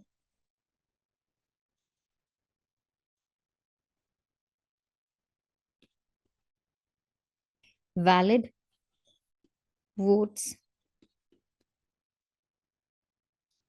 C receive.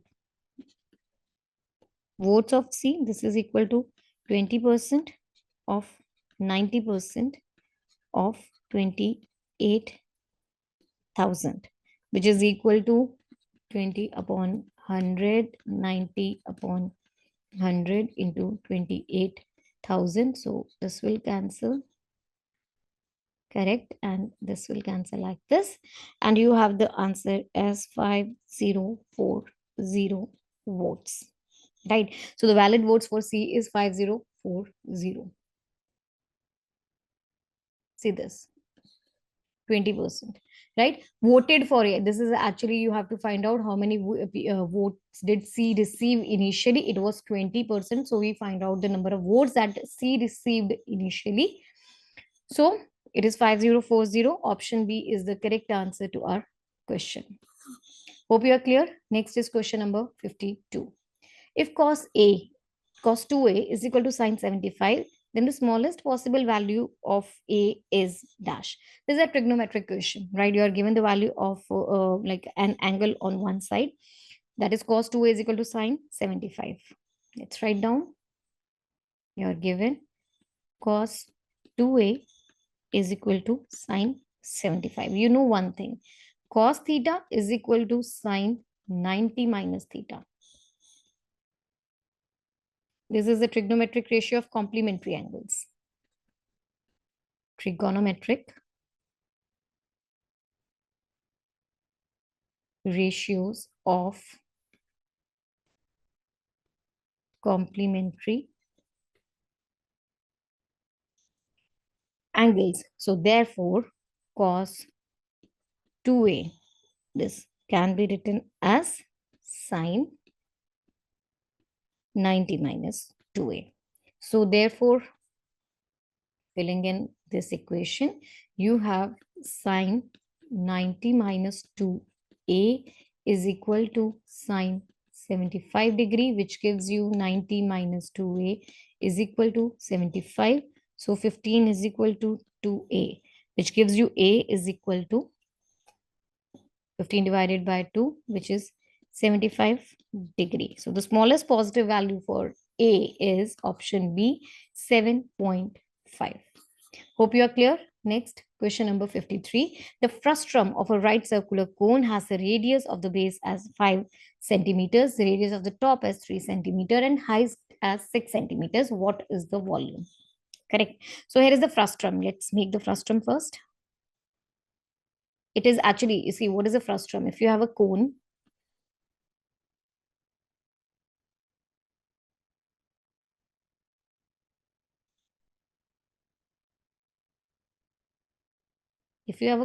and you cut the cone this way, then you get a frustum. So it becomes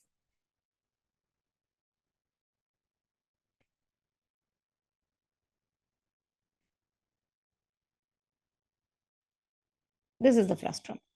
Now you are given the radius of the base is 5. So this is 5 and the radius of the top is 3.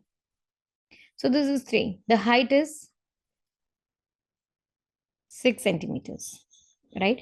You have to find out the volume of the frustum. Simply fill in the value. You know the volume formula, volume of frustum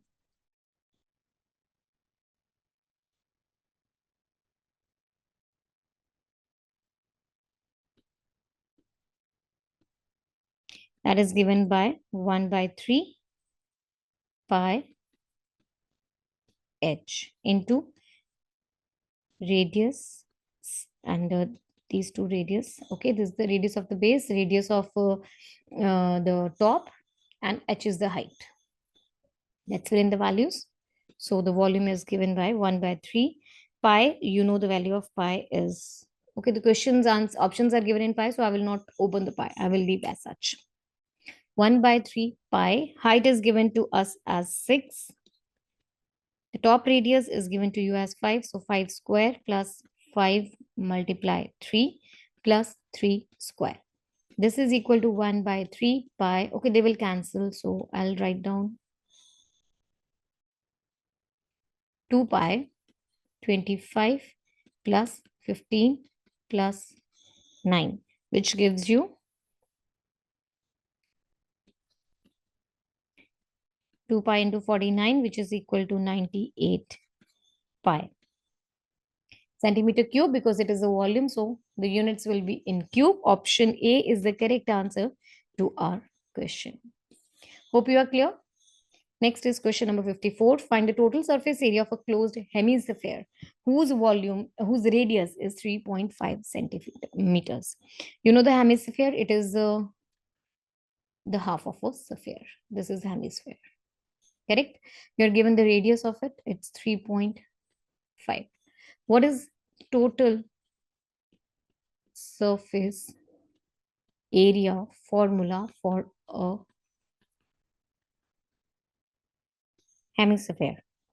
It is given by 3 pi r square, right? For this, the upper one, you have 2 pi r square, and the base one is having pi r square.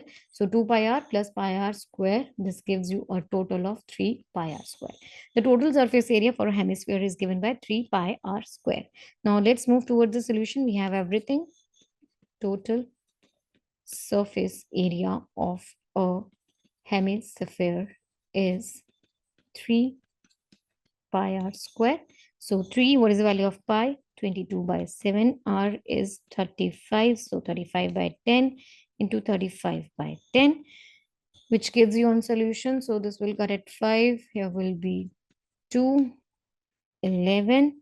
So on solving this, you have 115.5 centimeter square as the total surface area of the given hemisphere. Option C is the correct answer to our question. Hope you are clear. Let's move to the next question, number 55. The table below gives the numbers in thousands of different type of geysers sold by the company in 6 consecutive years. In year 2007, type A 75 geysers were sold, type B 122, type C 103, type D 98, type E 95. Similar is the data for 2008, 9, 10, 11 and 12. Now let's read the question. It's asking you what is the difference in the number of type P geysers sold in 2010 and 12. So pretty easy question is this, right? You just have to look at the data and answer the question, right? So what is the difference in the number of type B geysers? So just look at this column, ignore all the columns.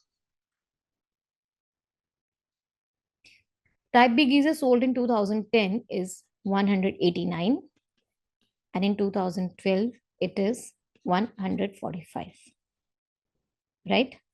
So these are in thousands, it's given in thousand. So actually this is in 2010.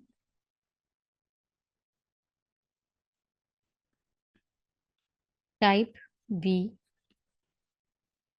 geysers. It is equal to 189,000, like 1,89,000, and in 2012 it is 145,000, 1,45,000. Difference between the two is equal to 44,000 units. So the correct answer to the question is, let's check. Option A is the correct answer to our question. Hope you are clear with this. Then let's move to the next.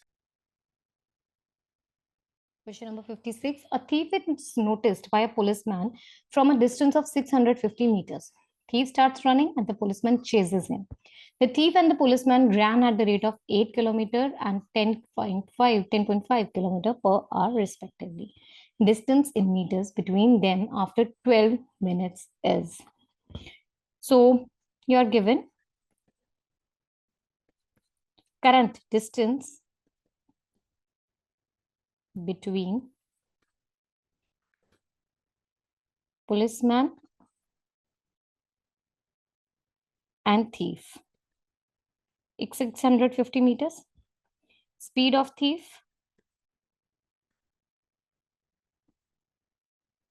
8 km per hour and speed of policeman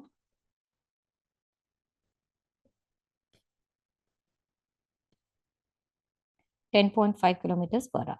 You know the formula for speed, it's distance upon time.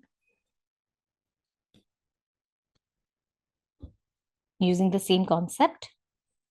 First thing, it's kilometer per hour, the units are, and over here the answer is required for the 12 minutes. So we have to make a conversion. Speed of thief is equal to 8 into 5 upon 18, which is equal to 20 upon 9 meters per second. Similarly, speed of policeman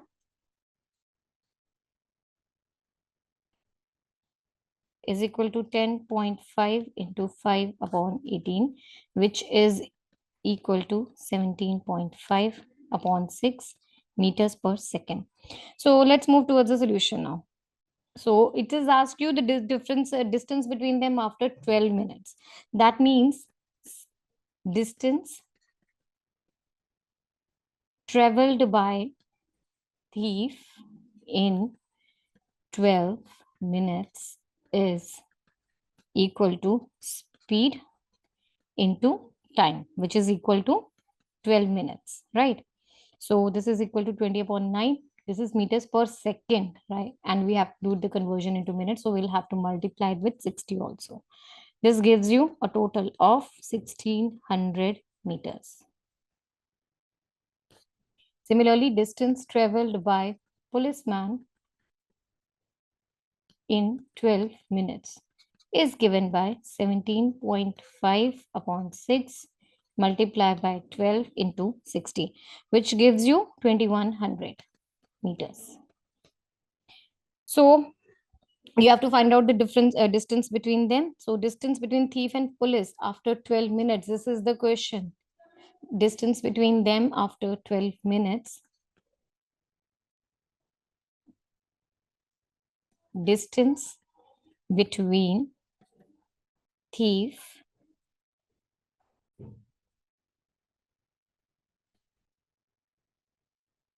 and policeman after 12 minutes is equal to initial distance plus distance traveled by thief in 12 minutes minus distance traveled by policeman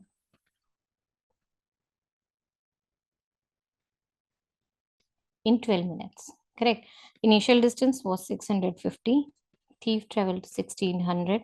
Policeman traveled 2100, which gives you 150 meters as the answer. So the distance between the thief and the policeman after 12 minutes is 150 meters. Option A is the correct answer to the question.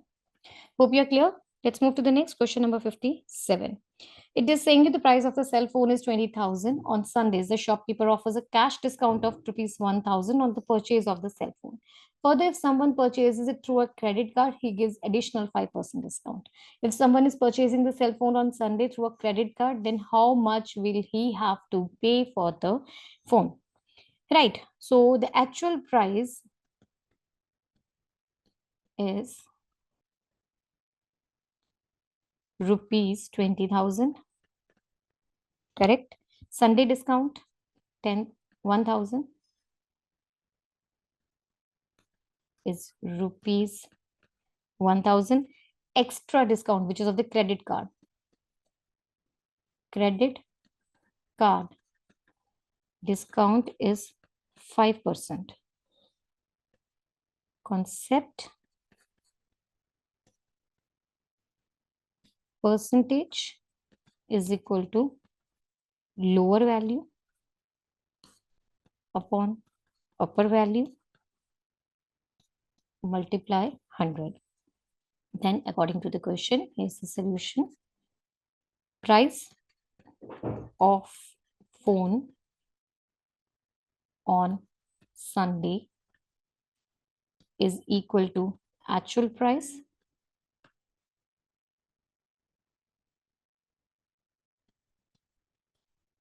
minus Sunday discount. Actual price was equal to 20,000. Sunday discount is 1,000, which is equal to rupees 19,000. Right? There is a 5% discount on the credit card. So price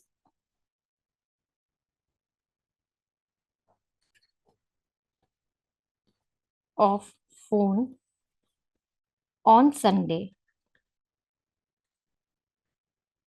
with credit card, you will get a discount of 5%. So that is equal to price minus 5% of price. The price is 19,000 minus 5% of 19,000, which gives you 19,001 minus 5 by 100, which is equal to 19,000 multiply 95 upon 100, that is equal to rupees 18,050.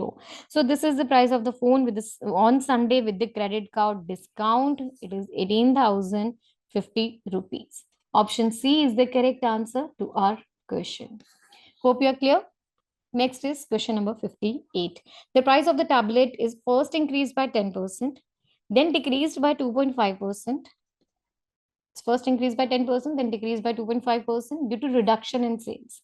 What is the net percentage change in the final price of the tablet? So you are given in the question price of the tablet increased by 10%, and then price of the tablet decreased by 2.5%. There are two consecutive, like one is an increase and other one is a decrease. There are two consecutive changes, percentage changes in the price. So overall discount is given by the formula. Overall discount is equal to first plus second minus the product of the two divided by 100. Right? So let's move the solution. According to the solution, actual discount or overall discount is given by A, I'm taking positive because it's a increase. B, I'm taking negative because it's a decrease. Right? Minus 10 into minus 2.5 upon 100, which gives you 7.5 minus it will be okay, see, already actually it is plus, so here will be minus 25 upon 100, which is 0.25, right? So this will give you 7.25%. This is the overall discount, right? We have done it with the formula 7.25. See, it's always better to, this was the question. You have to find out the percentage change in the final price. The percentage change in the final price is 7.25%. This formula is of like very much importance whenever you are having multiple discounts or multiple increase or decrease in the value. So you can directly calculate it, right? Option B is the correct answer to the question. Hope you are clear. Let's move to the next question. Question number 59. Which of the following can be a rationalizing factor of root 3 plus root 2 plus root 3 plus root 5? See, this is a irrational number because this is an irrational numbers because root 2, root 3, root 5. All are irrational numbers. And the sum of the irrational numbers again give you an irrational number. Rationalizing factor is the term which when multiplied with an irrational numbers gives the rational number. So rationalizing factor will be the one which makes this irrational number a rational number. Correct? So I hope you are clear with this. We have no other option. Then we will do what we will do. We'll try out all the options one by one. Correct? So let's check out the first one.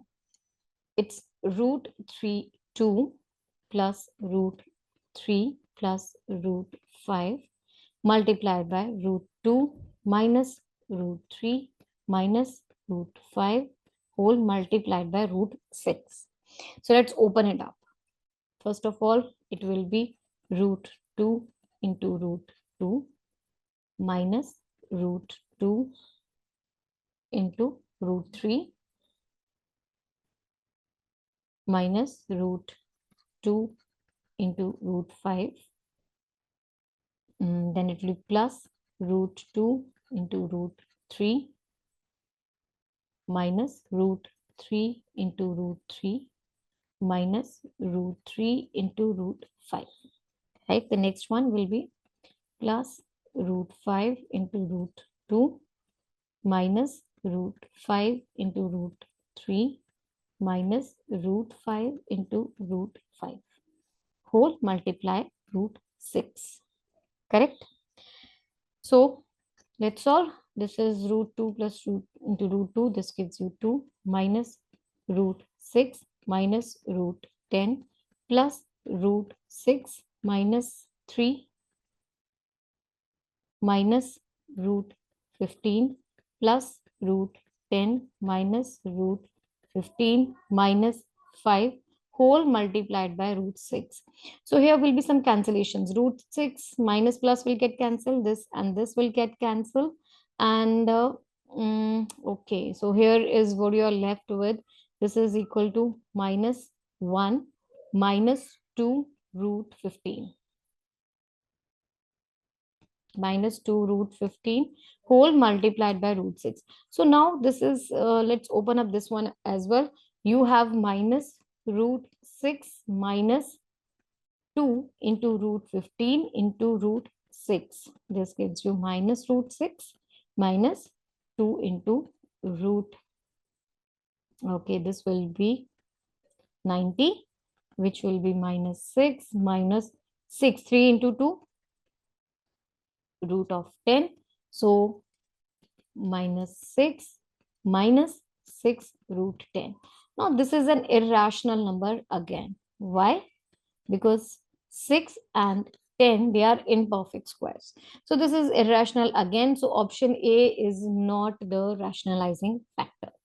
Let's check with option B. So after you multiply the given number with option B, the given one was root 2 plus root 3 plus root 5. This when multiplied with option 2, which is root 2 plus root 3 minus root 5 whole multiply root 6. So this will make it, let's write down, this will make it root 2 into root 2 plus root 2 into root 3 plus, okay, it will be minus, not the plus, right? Minus root 2 into root 5 plus root 2 into root 3 plus, root 3 into root 3 minus root 3 into root 5. Then plus root 5 into root 2 plus root 5 into root 3 minus root 5 into root 5 whole multiplied by root 6. So here you have 2 plus root 6 minus root 10 plus root 6 plus 3 minus root 15 plus root 10 plus root 15 minus 5 whole multiplied by root 6. So, okay, sorry, this will not cancel. Just a minute. Right? You will have a cancellation of root 10 and root 15. Then you have 2 plus 3 gives you 5 minus 5, they will cancel. And all you are left with is root 6 to root 6. This when multiplied by root 6 gives you 2 into root 6 into root 6, which is equal to 6. And the answer is 12. Now 12 is a rational number. That means we got our option. Correct. Option B is the correct answer because this has multiplication of option 2 with the given number has made it a rational number. Correct. So option 2, option B is the correct answer to our question. Hope you are clear with this. Let's move to the next question. Question number 16. What is the fourth proportional of 16 Okay, what is the fourth proportional of 16 to 24 to 8? So 16, 24. They are having an 8. They are in fourth, but they are in proportion. So that simply means you can write them like this. 64 is to 16 is to 24 is in the same relation with 8 is to question mark. That means 16 upon 24 is equal to 8 upon question mark, or question mark is equal to 8 multiplied 24 divided by 16, which is nothing but they will cancel at this, and you have 12 as your answer. Option A is the correct answer to our question. Hope you are clear with this. Let's move to the next question, number 61. The volume of the cone of radius 13 centimeters. So you are given about it's a cone. First thing, radius is 13 centimeter. Volume is 507 pi centimeter cube. Height is something you have to find out in the question. So let's move with the solution. Okay, before that, we will discuss the formula. Formula for volume of cone is equal to 1 by 3 pi r square h. Volume of the cone is 507 pi. So this is equal to 1 by 3 pi. R is 13 square and h is something which you have to find out. Correct? So this pi and this pi will get cancelled. 507 multiplied by 3 upon 13 into 13 is equal to the value of h, which on solving the whole thing will be solved and you will get h as 9 centimeter. So this is your height. The height of the cone is 9 centimeters. Option D is the correct answer to our question. Hope you are clear. Next is question number 62. In the given figure, angle RPS is 25. You have to find out the value of angle ROS. Correct. Let's write down. You are given angle RPS is equal to 25 degree. And also one more thing, these angles, angle ORP is equal to angle OSP. Angle ORP is equal to angle OSP, each equal to 90 degree. There's a reason behind it. Tangent of a circle is perpendicular to the radius. Okay. The next thing you have to do, you have to find out angle ROS. So now let's move with the solution. In quadrilateral ROSP, angle ROS plus angle OSP plus angle SPR plus angle PRO is equal to 360 degree. Why? Sum of angles of a quadrilateral is equal to 360 degrees. Correct? Right? So angle ROS you are given. It is, okay, sorry, we have to find out ROS. Let's fill in the values. OSP, it is 90 degree. SPR, it's 25 given. And PRO, it's 90 degree. We just like said over here, right? You just fill in the values, which gives you angle ROS is 360 degree minus 90 degree minus 90 degree minus 25 degree, which gives you a total of 155 degree. So the value of angle ROS is 155 degree. Option A is the correct answer to our question. Hope you are clear with this. Let's move to the next question, number 63. Study the table and answer the question that follows. The table shows the quantity of various food items used by a restaurant during 4 months of the year. So food item rice, In July, it is 180 kg. June, it's 180 kg. In July, 200 kg were used. August, 240 kg were used. And September, 300 kgs were used. This is the data for rice, wheat, sugar, pulses, and vegetables. Right? What do you have to find out? The quantity of wheat used in the month of July is what percentage of the total quantity of the food items used in June? Right? Read the question carefully. So there are 2 months involved. First is July. The quantity of wheat used in July. What is the quantity of wheat used in July? It's 400 kg. Is what percentage of the total quantity of the food items used in June? In June, it's 180 plus 420 plus 200 plus 250 plus 300. That gives you a total of something. What is that total? If you will add all of them, you will get 1350 kg. So this is equal to 1350 kg. Now the required percentage.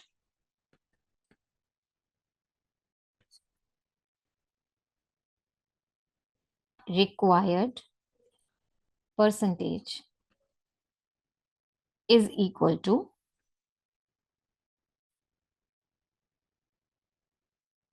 this is equal to 400 upon 1350 multiplied by 100, which gives you 26.92%. But the given options are in fraction. So let's convert that into fraction as well. If you will convert this into fraction, you will get 29. Sorry, this is, yeah, okay.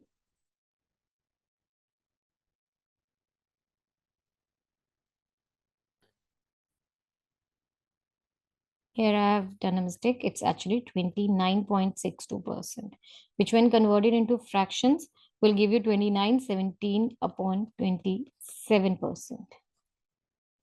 Okay. Let's check with the options. Option B is the correct answer to the question. Hope you are clear. So here was the percentage. Right. Let's move to the next question. Question number 64. Subir claimed to sell his items only at 5% above the cost of production, but used a weight that had 1 kg written on it, though it actually weighed 960 grams. What was the actual profit earned by Subir in the case? Right? So, first thing, you're given that he put a marked price, which is 5% above the cost price. Correct? Concept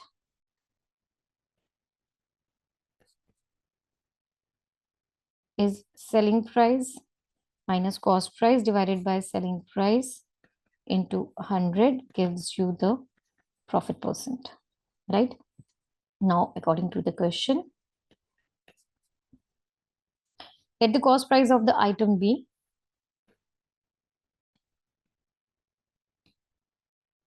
rupees 1000. Then what will be the marked price? It will be 1000 plus 5% on of 1000, right? That will give you 1050 rupees.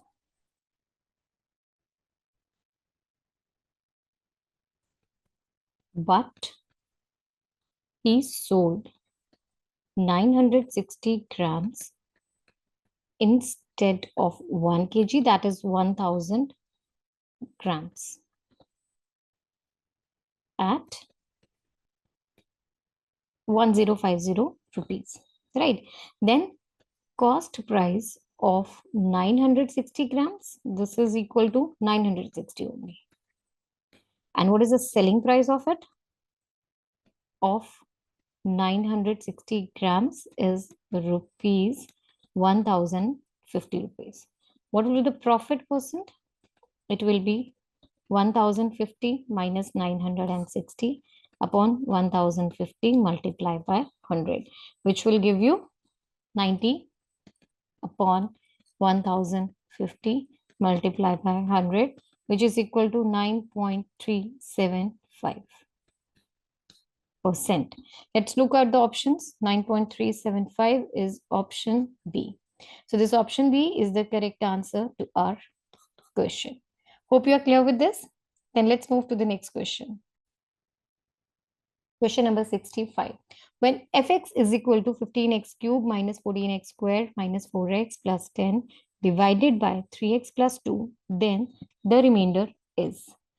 So here, this given expression, this is your dividend and this is your divisor. Correct? Let's open up this one. So 15, let's write 15x cube minus 14x square minus 4x plus 10.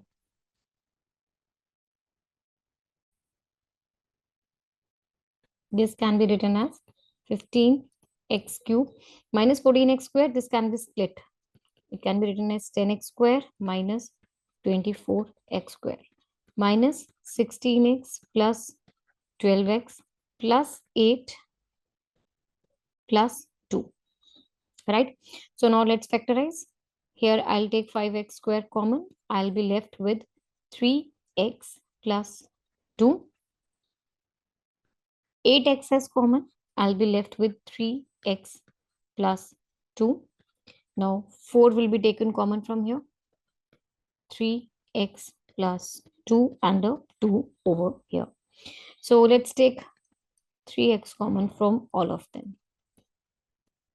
So here will be 5x square minus 8x plus 4 plus 2. So here noticing one thing, 3x plus 2 is a factor of this number and you are having 2 as extra. So this 2 will be the remainder in our question. Right? Option D is the correct answer to our question. Hope you are clear. Let's move to the next question. Question number 66. The average present age of 4 members of the family is 27 years. Average increases by 3 years when one of their relatives joins them. The age of the relative is. There are 4 options given and you have to find out. Right? First thing given. Average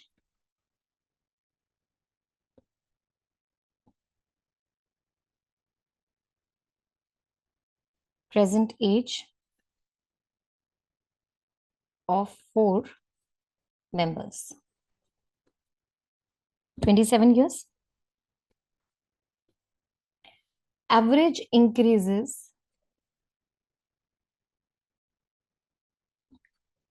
by 3 years when one of their relatives join. Correct? You know the concept, averages given by sum of values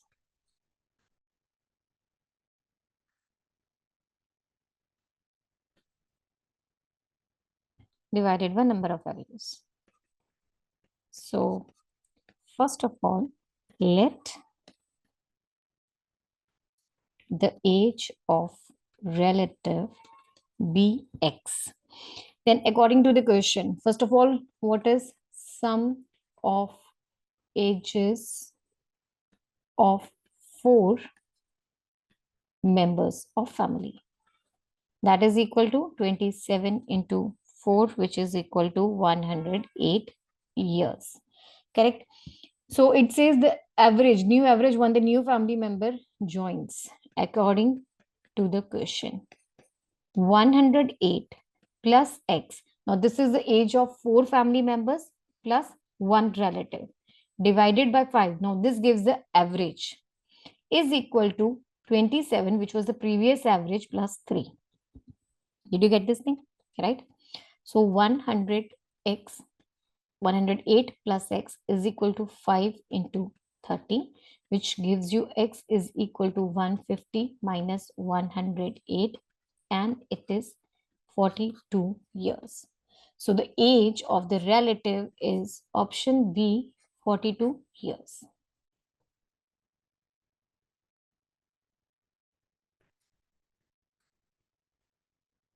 Option B is the correct answer to our question. Hope you are clear with this. Next, question number 67. In an engineering institution, a student's grade is assessed based on the internal tests. That's 30%. Assignments, 30%. External exams, 40%. If the student scored 90% in internal tests, 95 in assignments, 75% in external exams, then the overall grade of the student is.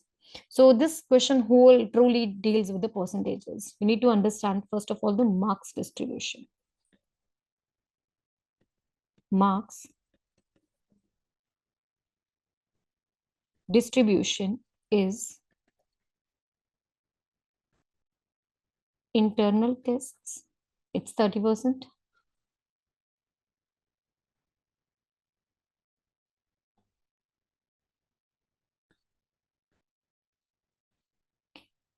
Plus assignments, again 30%. Plus external exams is 40%. Student scored internal tests 90%. So 90% of 30% actually, right? This 30%. But actually, internal test, he scored a 90%. Assignments,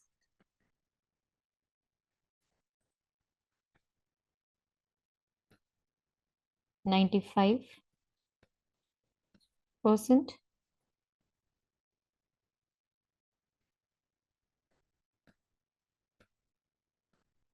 External exams, 75%. This is the data which is given to us. You know, the concept for the formula for the percentage, it's percentage is given value upon total value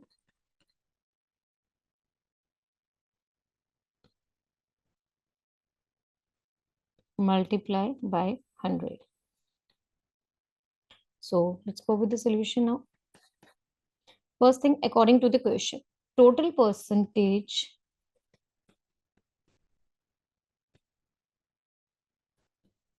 student acquired is 90% of the internal tests plus 95% from the assignments plus 75% from the external tests.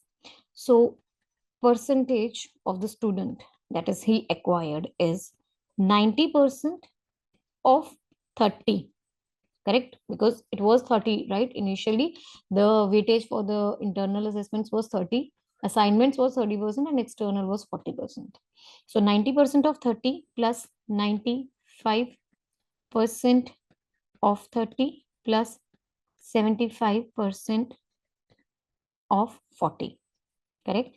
So 90% of 30, this is equal to 0.90 into 30 plus 0.95 multiply 30 plus 0.75 multiply 40, which gives you equal to 27% plus 28.5% plus 30%, which gives you a total of 85.50%. So the overall grade of the student is 85.50%. Option B is the correct answer to our question. Hope you are clear.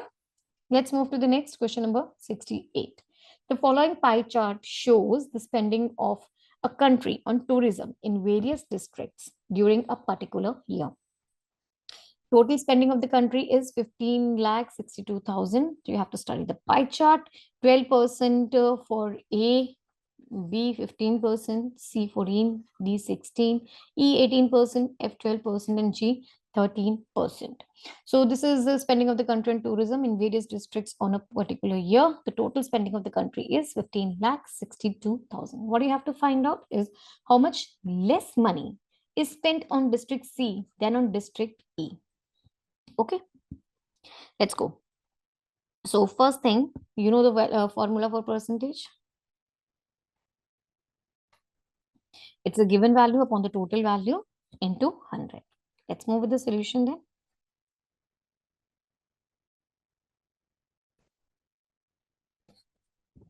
So first thing, money spent on district C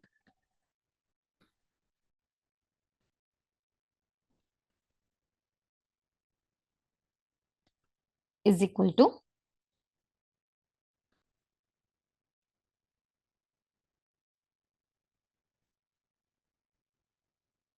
district C is equal to 14% of total money, right?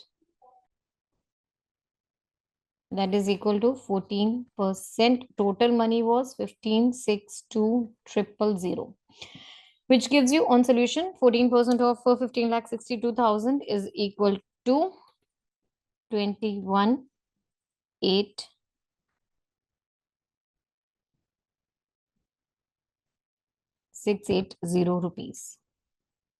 This is the money spent on district C.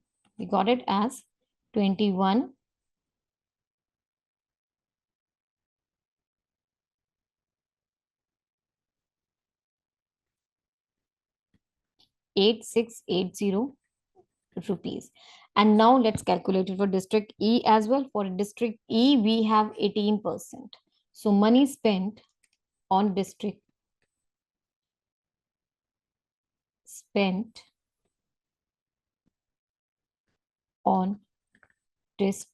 E is 18% of 15,62,000, which is equal to 18 upon 100 into 15,62,000, which will be nothing but, like on solving, will give you 281160 rupees. Got it. Now you have to find out the difference because less money you have to find out. So difference between money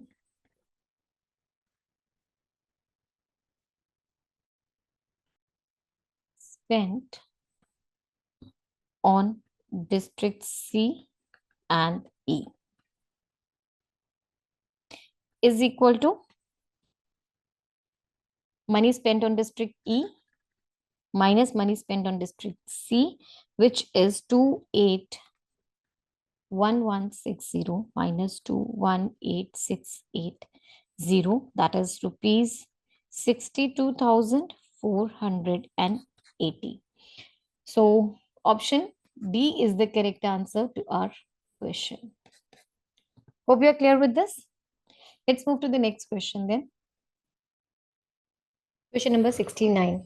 So you have to find out the difference of the squares of 983 and 17. Looking at the question, it's pretty obvious. It's of the form a square minus b square. And you know the formula for it. It's a plus b into a minus b. So 983 minus square minus 17 square can be written as 983 plus 17 into 983 minus 17.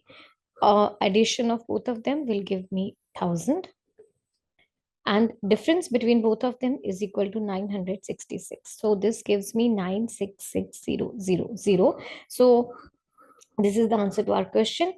Let's check with the options. Option D is the correct answer to our question. Hope you are clear. Next, question number 70. 30 men can complete a piece of work in 24 days. 12 days after they started working together, 10 more men joined them. How many days will they now take to complete 10 remaining work? So now in this question, you are, okay, let's write down. You are given 30 men can complete a work in 24 days, right? So they worked for 12 days, they worked for some 12 days, and 12 days later, 10 more men joined them. 12 day later, 10 more men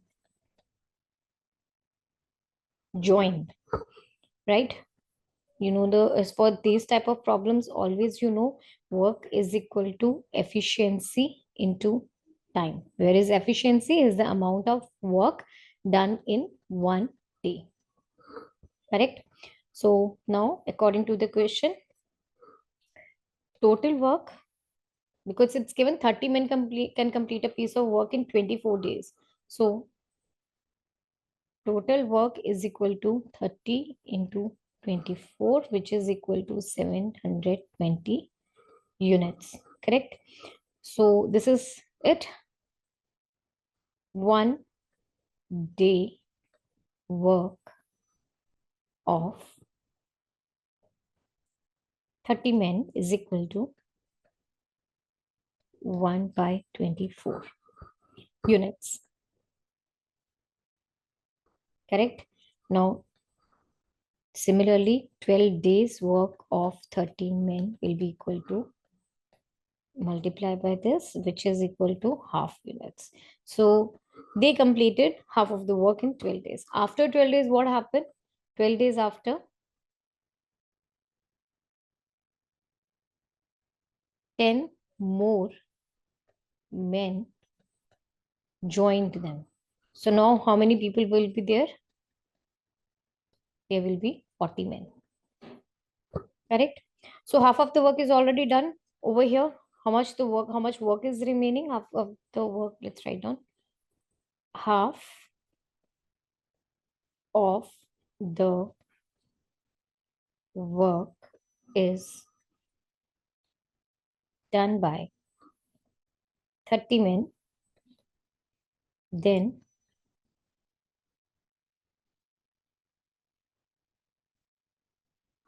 remaining work is equal to 720 upon 2, that is equal to 360 units. This is the remaining work. Now there are 40 men and the work is 360 units. So the time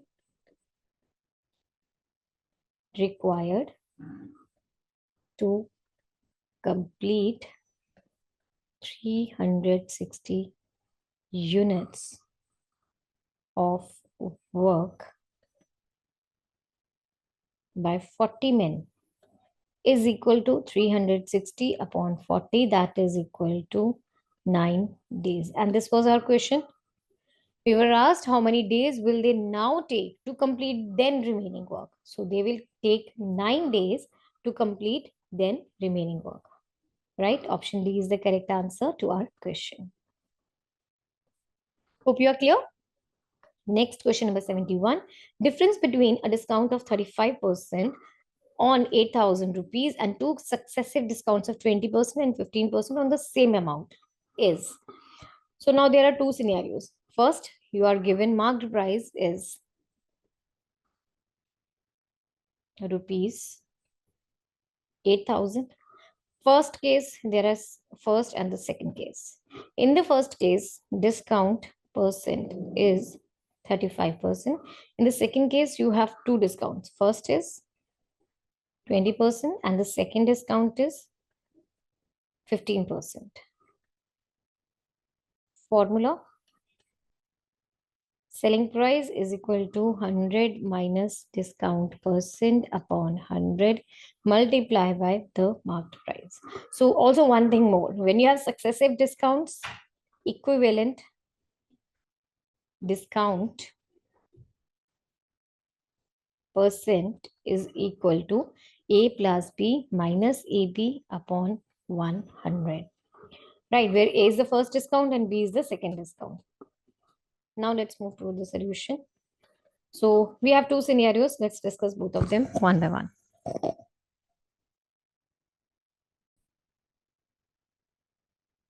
So here is the first case, here is the second case. In the first case, we already discussed, we have a discount of 35%. In the second case, we have two discounts. For that, we have to use this formula and find out the equivalent discount. So in the first case, you have the discount percent as 35%, and here the first discount is 20 and second one is 15. So over here, let's first of all find out equivalent discount, which is given by 20 plus 15 minus 20 into 15 upon 100, which gives you 35 minus 3% or 32%. So in the first case, we have a discount of 35%. The second case, we have a discount of 32%.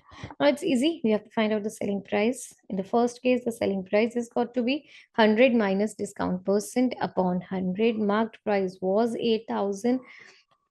This makes it 65 upon 100 into 8,000. So they will be cancelled now, and you will have rupees 5,200 as the selling price in the first case. Now let's move with the same thing. Selling price in the second case is given by 100 minus 32 upon 100 into 8,000. They will cancel, and now you have the equivalent selling price as rupees 5440, 5,440 rupees. So you have to find out the difference between them. Required difference is equal to 5,440 minus 5,200, which is equal to rupees 240. So this 240 is the answer to our question. Option A is the correct answer in this one. Hope you are clear. Next, question number 72. What is the largest 6-digit number divisible by 52? So the largest 6-digit number, first of all, let's see this thing. What is the largest 6-digit number? Largest 6-digit number is 999,999. Now, this should be divisible by 52. So that means, according to the question, 2, 3, 4, 5, 6, this should be equal to some number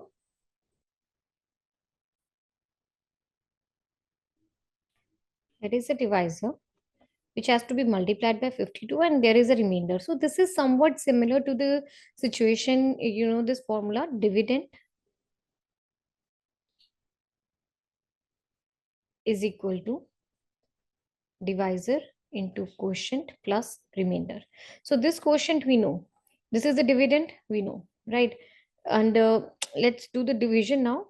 Here is 999,999. Let's divide it with 52. So it will first of all go at 1, 52, subtraction. You have a 7, 4, and then over here, then a 9 over here, which gives you 468. 1, 1, 9 again will come down. Now it will be like 52, 2s will work over here. 4, 104. So you have a 15 over here. The next one, you have to take a 9 down again. Next one, it will go at 3. So this will be 156. Then you have a 3 and a 9. So I think all the 9s are used. Let's check. 1, 2, 3, 4, 5, and 6. Yes. So this 39 is the remainder, right? Now it has to be a 0 because we have unutilized this 39.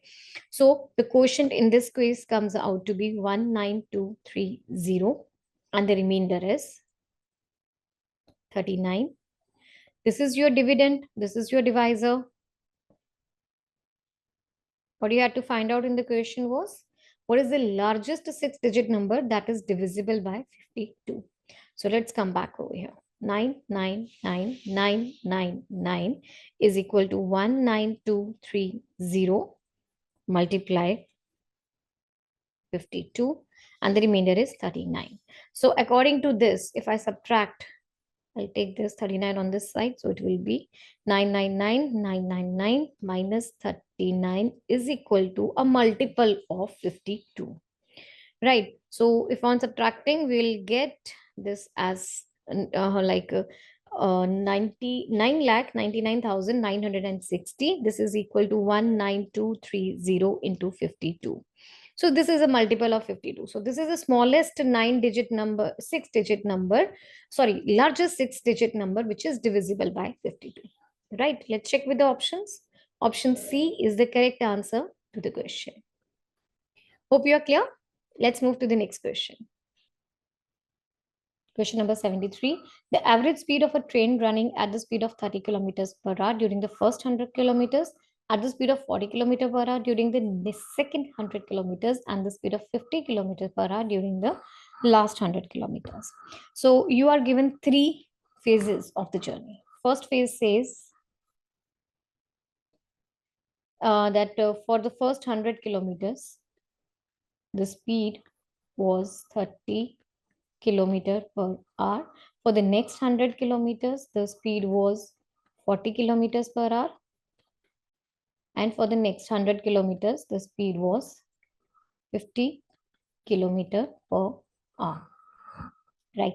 You have to find out the average speed. You know the formula for the average speed. It is equal to, this is given.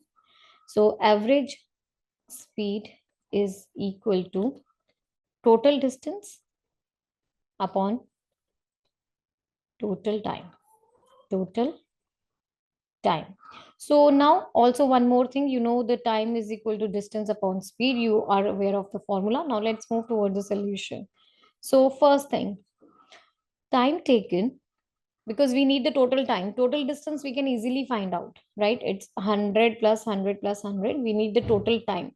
So let's say time taken to cover first 100 kilometers. It is distance upon time, speed. So distance upon speed is 30, 10 upon 3 hours.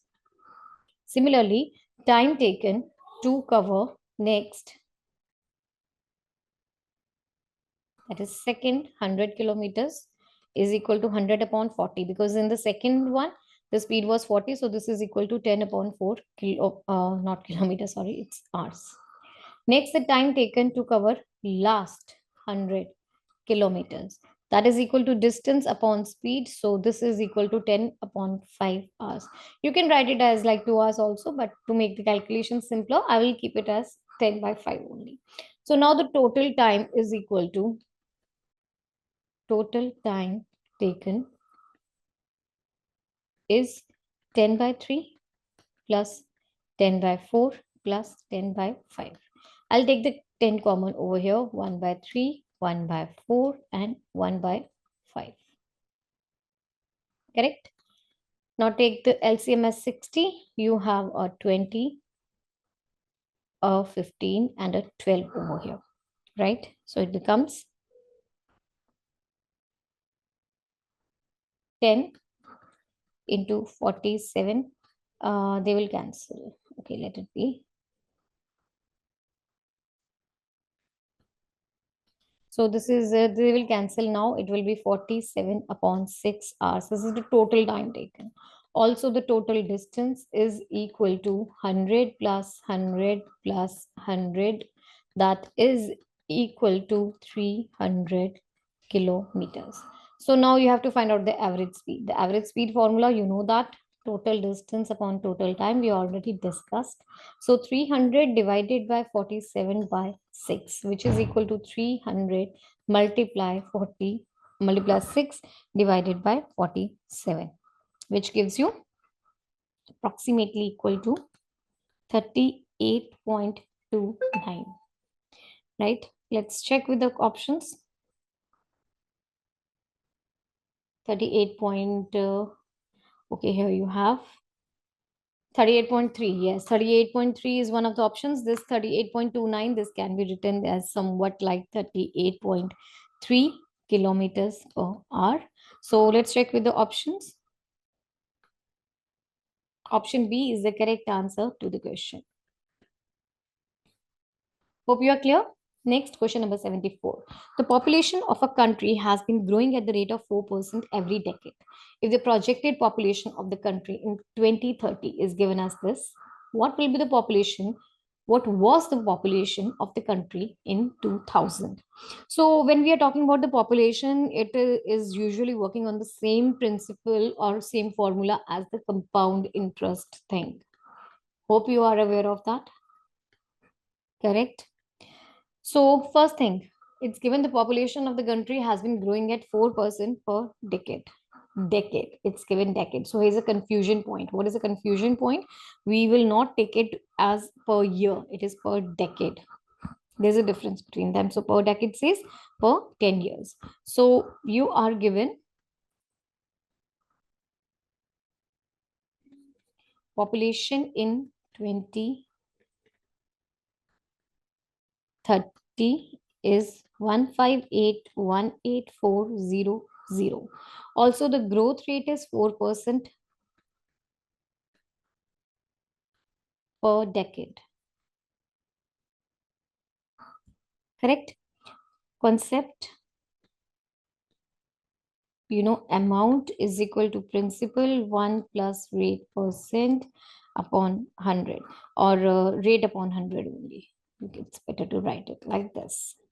Raised to the power time, right? So now over here, what will be the time? See, you have to travel from 2000 to 2030. So let's discuss. Okay, let's move with the solution. First of all, let's talk about the time in this case. Time is 2030 minus 2000. That is equal to 30 years. But we are saying the growth rate is 4% per decade. So what time will be taking? Time is equal to 30 upon 10. That is equal to 3. Because we were dealing with the decade thing. Correct? Now, let's see. It's saying in 2030, the population was this. You have to find out the population in 2000. So according to this, amount is equal to principal 1 plus rate upon 100 raised to the power time. Amount, that is the final population, was 158,184,000. Initial population, I have to find out. And this rate was equal to 4 upon 100 raised to the power 3. This gives you P 1.04 raised to the power 3. Or you can say that principal or the population in 2000, year 2000 is 158,184,000 divided by 1.04 whole raised to the power 3, which on solving will give you 140,625,000. This was the population of the country in 2000. Right? So let's check with the options. Option D is the correct answer to the question. Hope you are clear. Let's move to the next question. Question number 75. This is the last question of your mathematical section of the paper. It says, what is the value of 1980 divided by 9 plus minus 77 plus minus 1980 of, there is an error in the question, so it has to be 1 by 4 of 7920. The thing that has to be kept in mind while solving this question is the BODMAS rule. You know this, the brackets first, then off, then division, multiplication, addition, and subtraction. This is the order in which the operators will be solved. So let's write down. It is 1980 divided by 9 plus square brackets minus 77 plus curly brackets minus 1980 plus round 1 by 4 of 7920. Right? So according to the BODMAS rule, you will be solving the brackets first. But in the brackets, again, we are having the precedence order. What is that? First, we'll be solve the round brackets, then curly brackets, then square brackets. So according to that, it will be 1980 divided by 9 plus minus 77 plus curly 1980 plus 1 by 4 of means multiplication. 1 by 4 of 7290 will give you 1980. They will cancel each other and you have 1980 divided by 9 plus minus 77. You're left with this. Right? So it will be, now we will like open up these brackets and you will have 1980 divided by 9 minus 77. 1980 divided by 9, it gives you 220 minus 77 is equal to 143. So option B is the correct answer to the question. So students, I hope you are clear with all the mathematical questions. If you want to practice all these questions and many more entrance exam question papers, then please visit our website www.examsnet.com.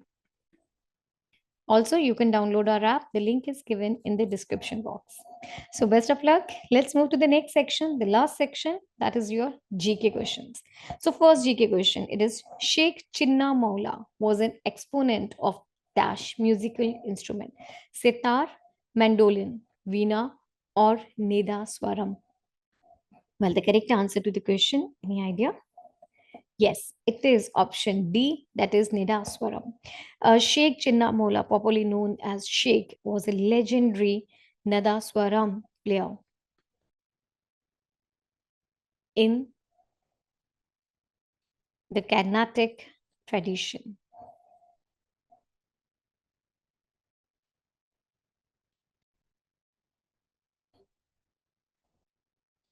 He was awarded the Madras Music Academies, Sangeeta, Kalanidhi in 1998. He was also awarded the title of Nadhaswara Acharya by Vassar College,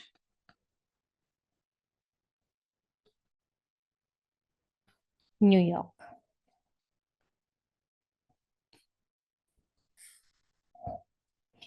He also he was an honorable, okay, I'll write it down a bit up. He was honorable professor in the Raja's Government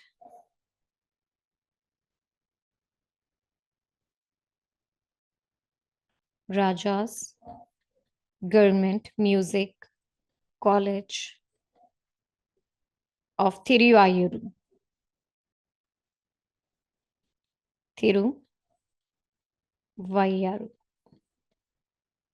Tamil Nadu. So the correct answer to the question is option D. Hope you are clear. Next question number 77. In which year was India the host of Commonwealth Games? 2015, 2010, 1980 or 2009? See, in which year India was the host of the Commonwealth Games? The correct answer to the question is option B. That is 2010. The 19 Commonwealth Games, CWG Commonwealth Games 2010 were successfully hosted in Delhi from 3rd to 14 October 2010. These games represented the largest ever multi-sport event held in India. The most successful event for India in these games was shooting.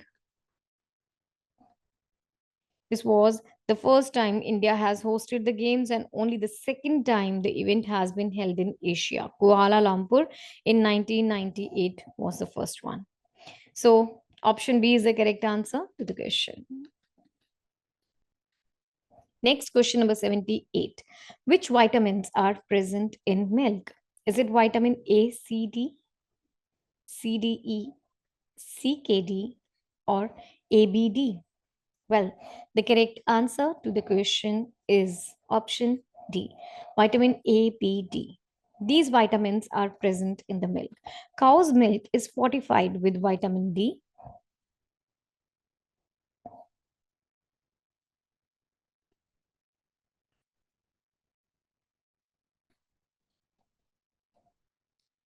Milk is an excellent source of calcium and other essential nutrients. Whole milk contains vitamin A.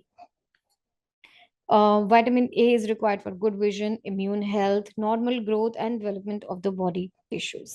Well, if I'm talking about vitamin C, it's not present in milk. So option A, B, C, they are definitely incorrect one. Vitamin C is present in the citrus fruits like oranges, lemon, etc. Vitamin K, it's found in the following foods like green leafy vegetables, spinach, turnip, etc. Foods for the calcium and vitamin D, they are like I already told, this is spinach, soya beans, etc. So, vitamin B is also present in milk. Option D is the correct answer to the question. Next is question number 79. Which ministry launched an all India dance competition Vande Mataram Nritya Utsav as part of Azadi Ka Amrit Mahotsav?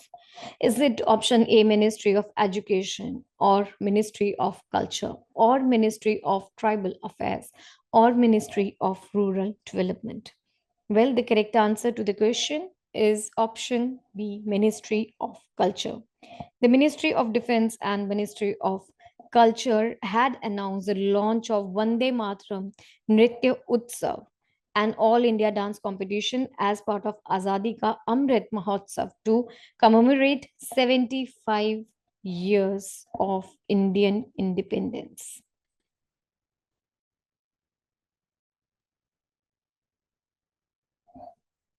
The prime objective of this competition was to select the top dancing talent from across the country and provide them with the opportunity to perform during the Republic Day parade in 2022.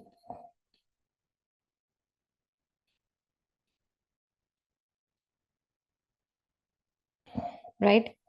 It was the first time that dance groups performed in the Republic Day parade were chosen based on all India level competitions. So, option B is the correct answer to this question. Let's move towards the next question number 80. SLR is an important tool used by RBI to control money supply in the economy.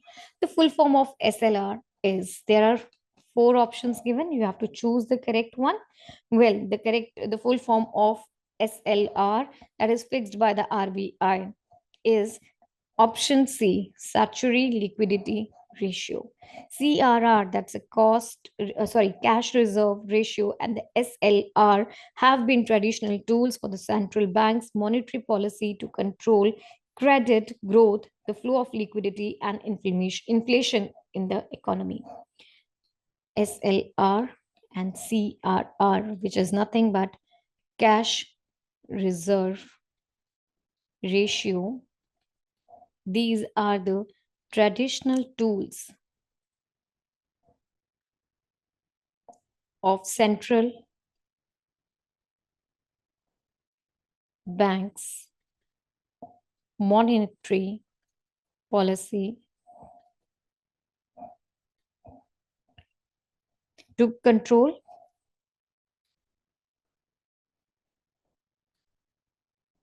flow of liquidity,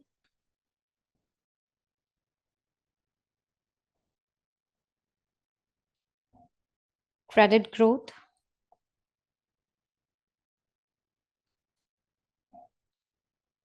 and inflation in the economy. The SLR was prescribed by Section 24 2A of Banking Regulation Act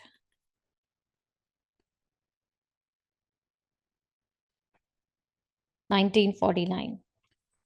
During inflation, RBI raises SLR to control the bank credit. SLR is a monetary policy tool that Reserve Bank of India uses to assess the liquidity at the bank's disposal.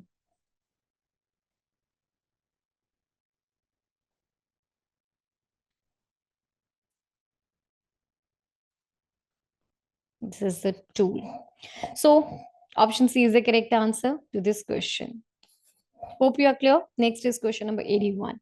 In November 2021, under the Atmanirbhar Bharat Abhiyan, the central government has approved the SPV that would privatize the electricity distribution business in which of the following union territories?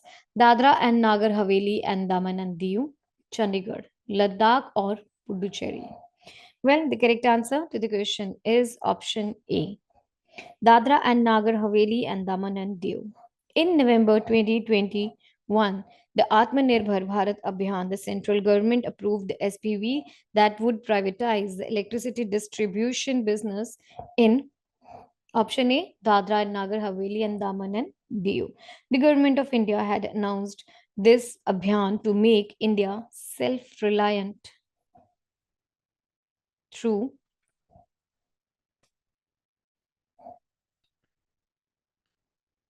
structural reforms.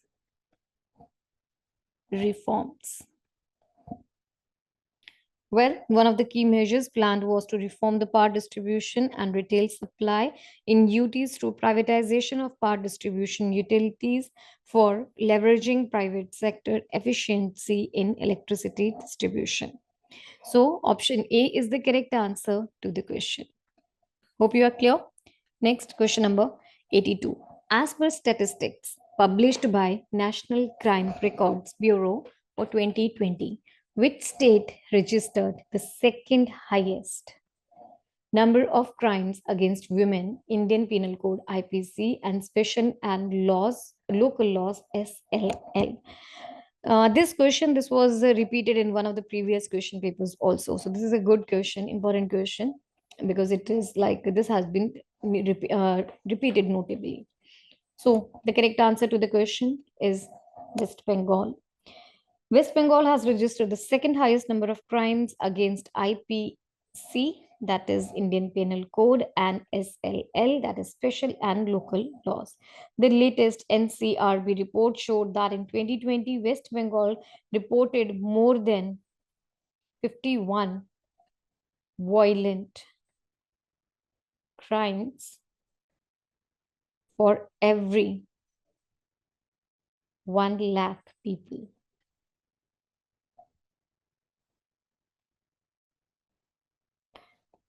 So this is the correct answer to the question. If we talk about Uttar Pradesh, the per capita crime rate is 7.4. According to the National Crimes Record Bureau, the ratio means that Uttar Pradesh has the highest number of crimes, thus the state is unsafe to travel alone. If we talk about other like Delhi has the highest crime rate among all states of India. That is incidence of crime per 1 lakh of population. It's quite high. And if we talk about Bihar in 2019, it was recorded in 2019. It was recorded as 164.8, which has witnessed 5.1% of decline. So, in our case, the correct answer is option A, that is West Bengal. Hope you are clear. Let's move to the next question, number 83. Man Who Made the Elephant Dance by Kurian is an autobiography of A. M. Karunanidhi, B. Dr. Varghese Kurian, C. Tansola Au, or D. Saurabh Dukal. Well, any idea for the correct answer? Well, it's quite obvious because the name of the book itself contains Korean word and it has to be option B, Varghese Kurian. The Man Who Made the Elephant Dance by Dr. Varghese Kurian is authorized audio autobiography of the father of white revolution. Father of white revolution. His nickname was Milkman of India. Dr. Varghese Kurian was awarded by with Padma Bhushan. White Revolution was one of the biggest dairy development movements in India in 1970. So option B is the correct answer to the question. Hope you are clear. Let's move to the next question. Question number 84. Who among the following is known as descendant of Ishwari Prasad, the first Kathak teacher? Is it Shambhu Maharaj, Gopi Krishna, Lachu Maharaj, or D. Birju Maharaj? Well, Pandit Birju Maharaj is the direct descendant of Ishwari Prasad, the first Kathak teacher. Considered to be a child prodigy, he was invited to teach Kathak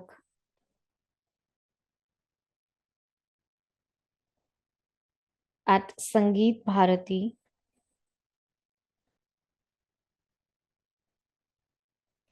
in Delhi. at the young age of 13 years. Sri Ishwari Prasad Ji was a Mishra Mishra Brahmin in Handia Tehsil of Allahabad.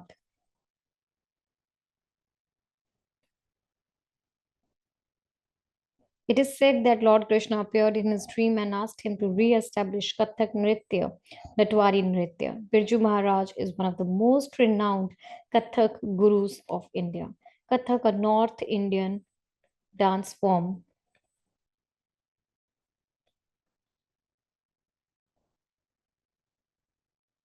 is a mixture of dance and drama,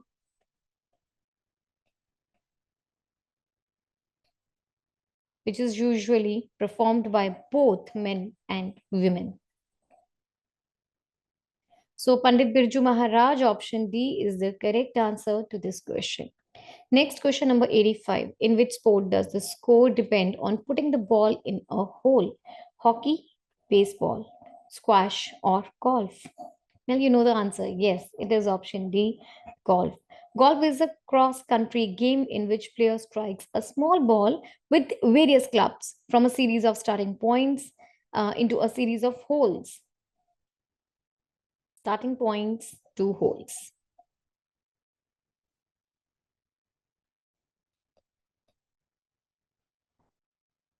Different goal scoring formats, like we have the stroke play, match play, and stableford system. Well, we were asking the question, which sport does the score depend on putting the ball in the hole? It is option D, golf. Next question, number 86. Nirmala Mehta is an exponent of which classical dance form? Manipuri, Odissi, Satriya, or Kathak? Well, the correct answer is Manipuri.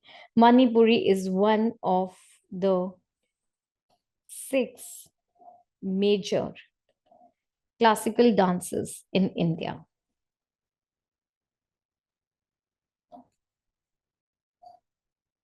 Nirmala Mehta was exponent of Manipuri classical dance form. This dance is also known as Jogi,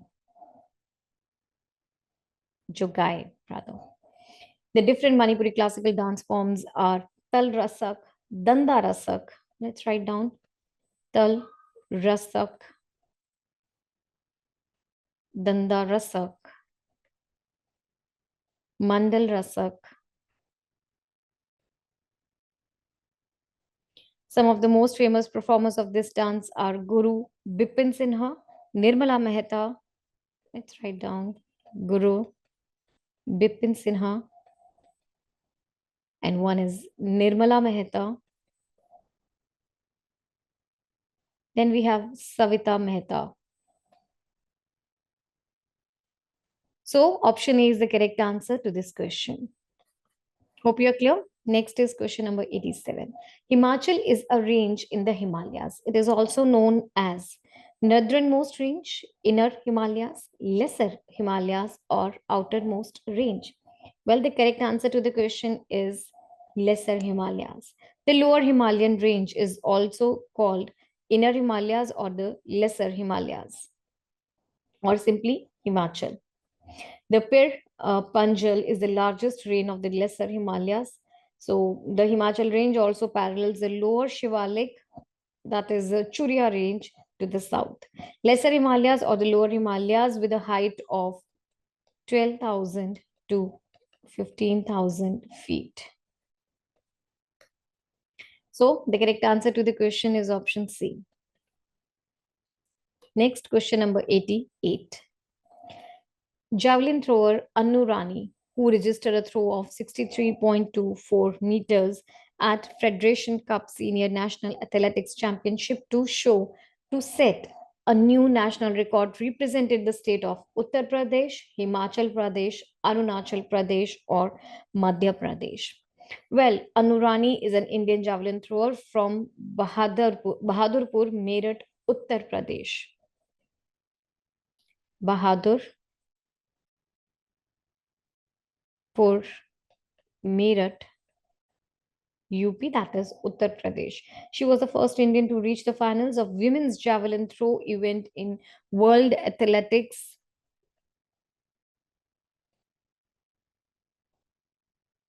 Championship Doha. Championship Doha. Anu had qualified for 2020 Tokyo Olympics through the world ranking after missing out on the Olympic qualification mark.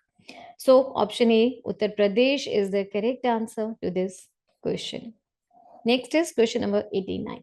Among the following Indian actresses whose autobiography is unfinished, is it Wahida Rahman, Deepika Padukone, Asha Parekh, or Priyanka Chopra? Well, unfinished. It is 2021. It was written 2021. Unfinished is a 2021 memoir by Indian actress Priyanka Chopra, described as a collection of personal essays, story collection of personal essays, stories, and observations. The book chronicles the main moments of Chopra's life and her 20-year-long career, such as working as an actress, producer, and UNICEF. Let's write down actress, producer, UNICEF, Goodwill, brand ambassador, and her marriage to the American singer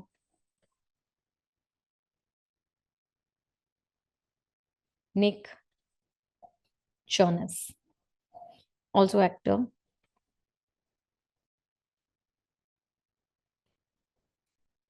After facing 1 month postponement, it was issued by Penguin. It was issued by Penguin Random House on 9 February 2021 and reached the New York Times bestseller list in the United States and top Nielsen Bookscan bestseller list in India. Option D is the correct answer to this question. Next, question number 90. Which part of Indian Constitution provides for Union Public Service Commission? Part 10, 8, 15, or 16? Well, the correct answer is part 14.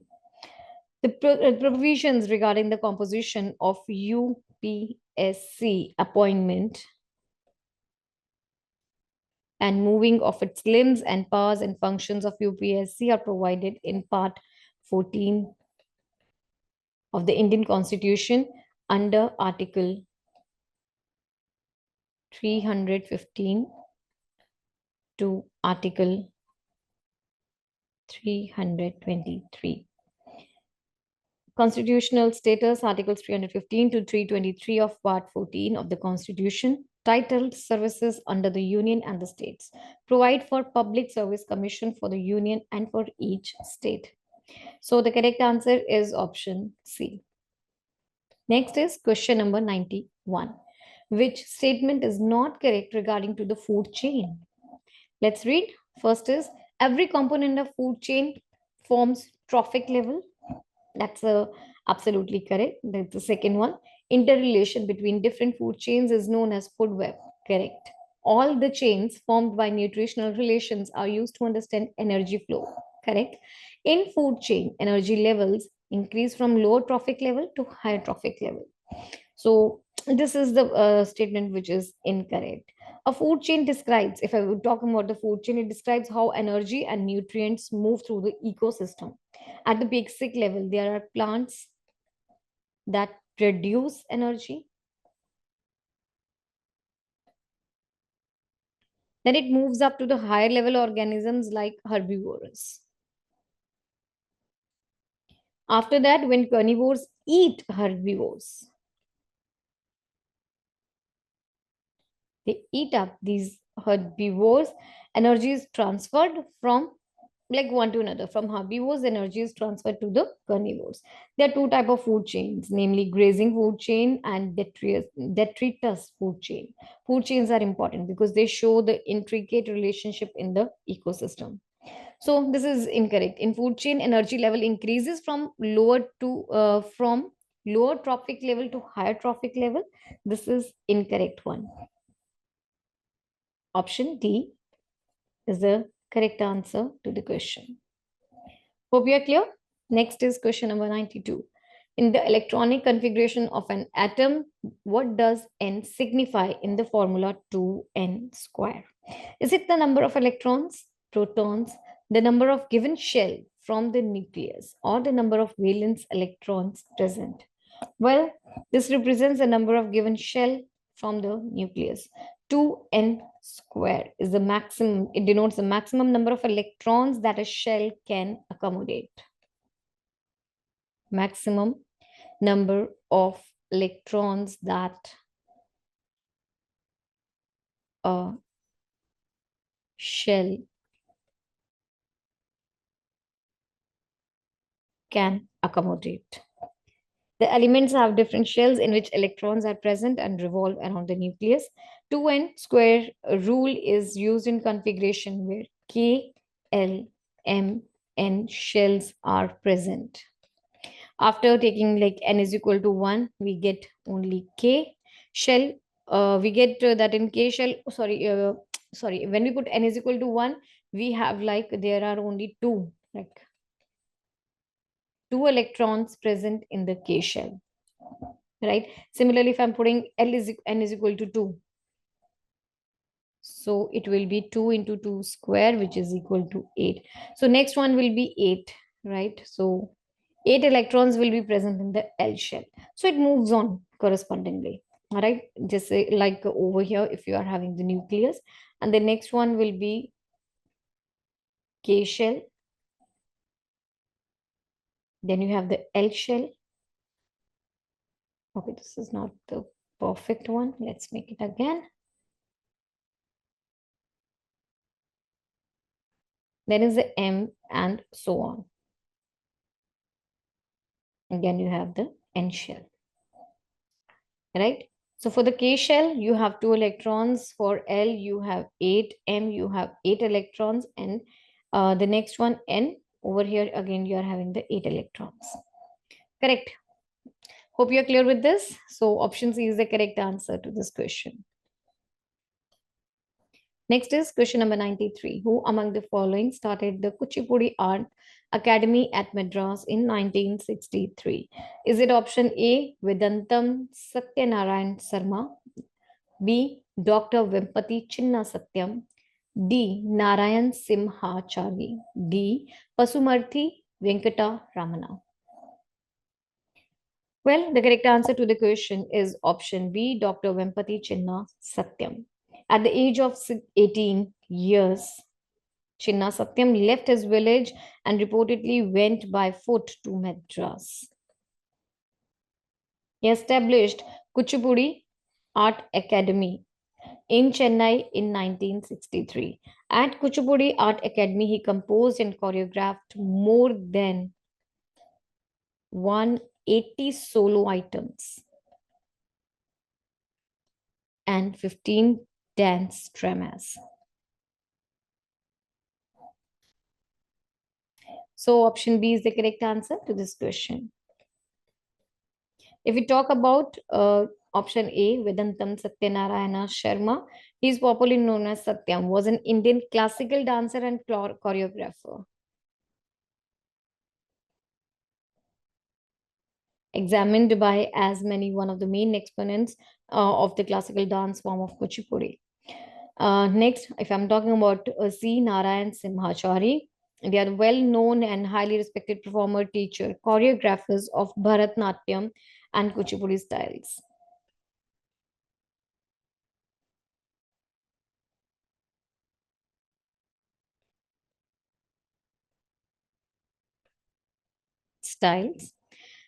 Then D1 Venkataramana. He has been teaching Kuchipudi classical dance for more than 18 years in Guru Sri Pasumarthi Venugopala Krishna Sharma for about 5 years. So option B is the correct answer. Let's move to the next question, number 94. Which of the following sports persons have written his her autobiography? Ace Against Odds. Mary Kom, Yuvraj Singh, Sachin Tendulkar, or Sania Mirza? The correct answer is option D, Sania Mirza. Ace Against Odds. In 2016, biography of the Indian professional tennis player Sania Mirza. The book is her official biography, chronicling her journey to become one of India's and the world's top female tennis players. Titled Ace Against Odds, the book has been penned by Mirza with her father Imran Mirza. Imran Mirza, father. The book was released at the hands of Shah Rukh Khan at a function in Hyderabad in July. Hyderabad in July 2016. So option D is the correct answer to the question. Let's move towards the next question, number 95. What was the starting voltage? What is the starting voltage of an AA battery used for home gadgets such as remote controls, small toys, wireless kitchen appliances? 2.0 volt, 1.5 volt, 3 volt, or 2.5 volt? Well, the correct answer is, you must have read it, it is 1.5 volt. AA batteries measure 1.5 volt and work well for devices that require a somewhat high current draw and but are not in constant use. For example, alkaline battery like AA or AAA has a nominal voltage about 1.5 volts, while the voltage of lipo battery will normally be around 3.7 volts. The key here is nominal, as actual voltage of the battery will fluctuate turn on when charge it has, like on how much charge it has left. A classical nominal voltage, most AA or AAA CD cells is 1.5 volts. So option B is the correct answer. Next question, number 96. Which day marks the founding of World Health Organization WHO and aims to draw attention of the important health issues facing the world every year? 9th April, 7th April, 1st April, or 5th April? There are four options. Well, the assembly decided to celebrate 7th April of each year with effect from 1950 as World Health Day.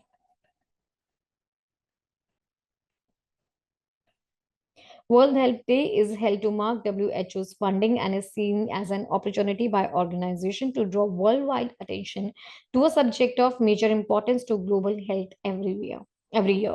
On World Health Day 2022, under the scheme Our Planet, Our Health.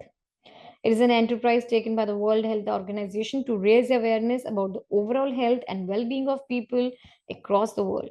Each year, there is a specific theme for the World Health Day. Option B is the correct answer to the question. Next, question number 97. What is visible sign of severe iodine deficiency? Is it tooth decay, swelling in the neck, loss of vision in the darkness, or bleeding gums?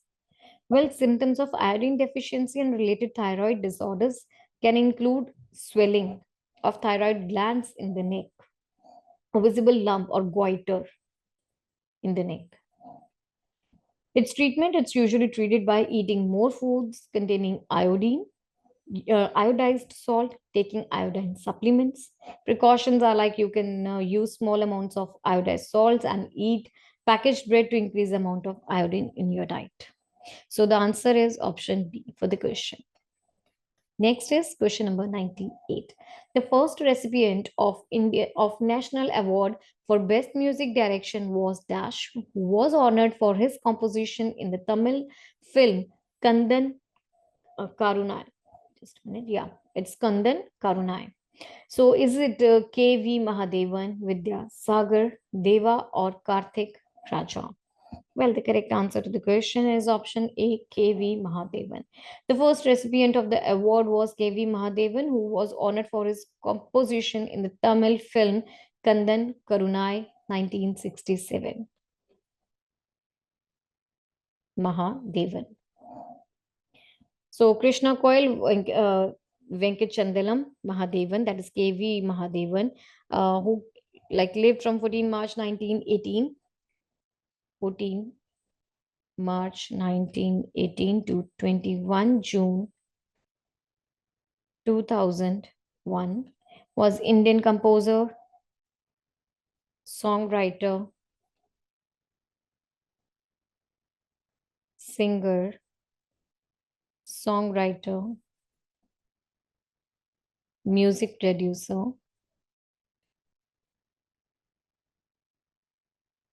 musician, who is known for his works in Tamil cinema, Telugu cinema, Tamil cinema, Telugu cinema, Kannada and Malayalam cinema.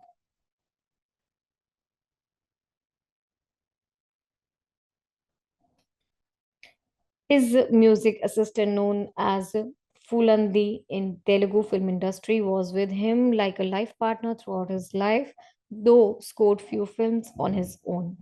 So option A is the correct answer to the question. Hope you are clear. Next is question number 99. In which of the following years did Pandit Bhimsen Guru Raj Joshi gave his first ever live performance? 1937, 1945, 1941, or 1950? You have four options with you. So Pandit Bhimsen Joshi first performed live in 1941 at the age of 19 years.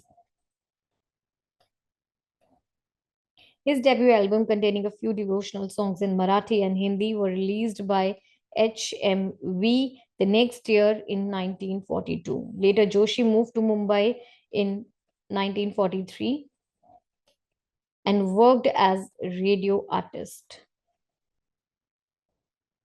His performance at the concert in 1946 to celebrate his Guru Savai Guru Gandharva's 60th birthday won him accolades both from the audience and his Guru in 1946.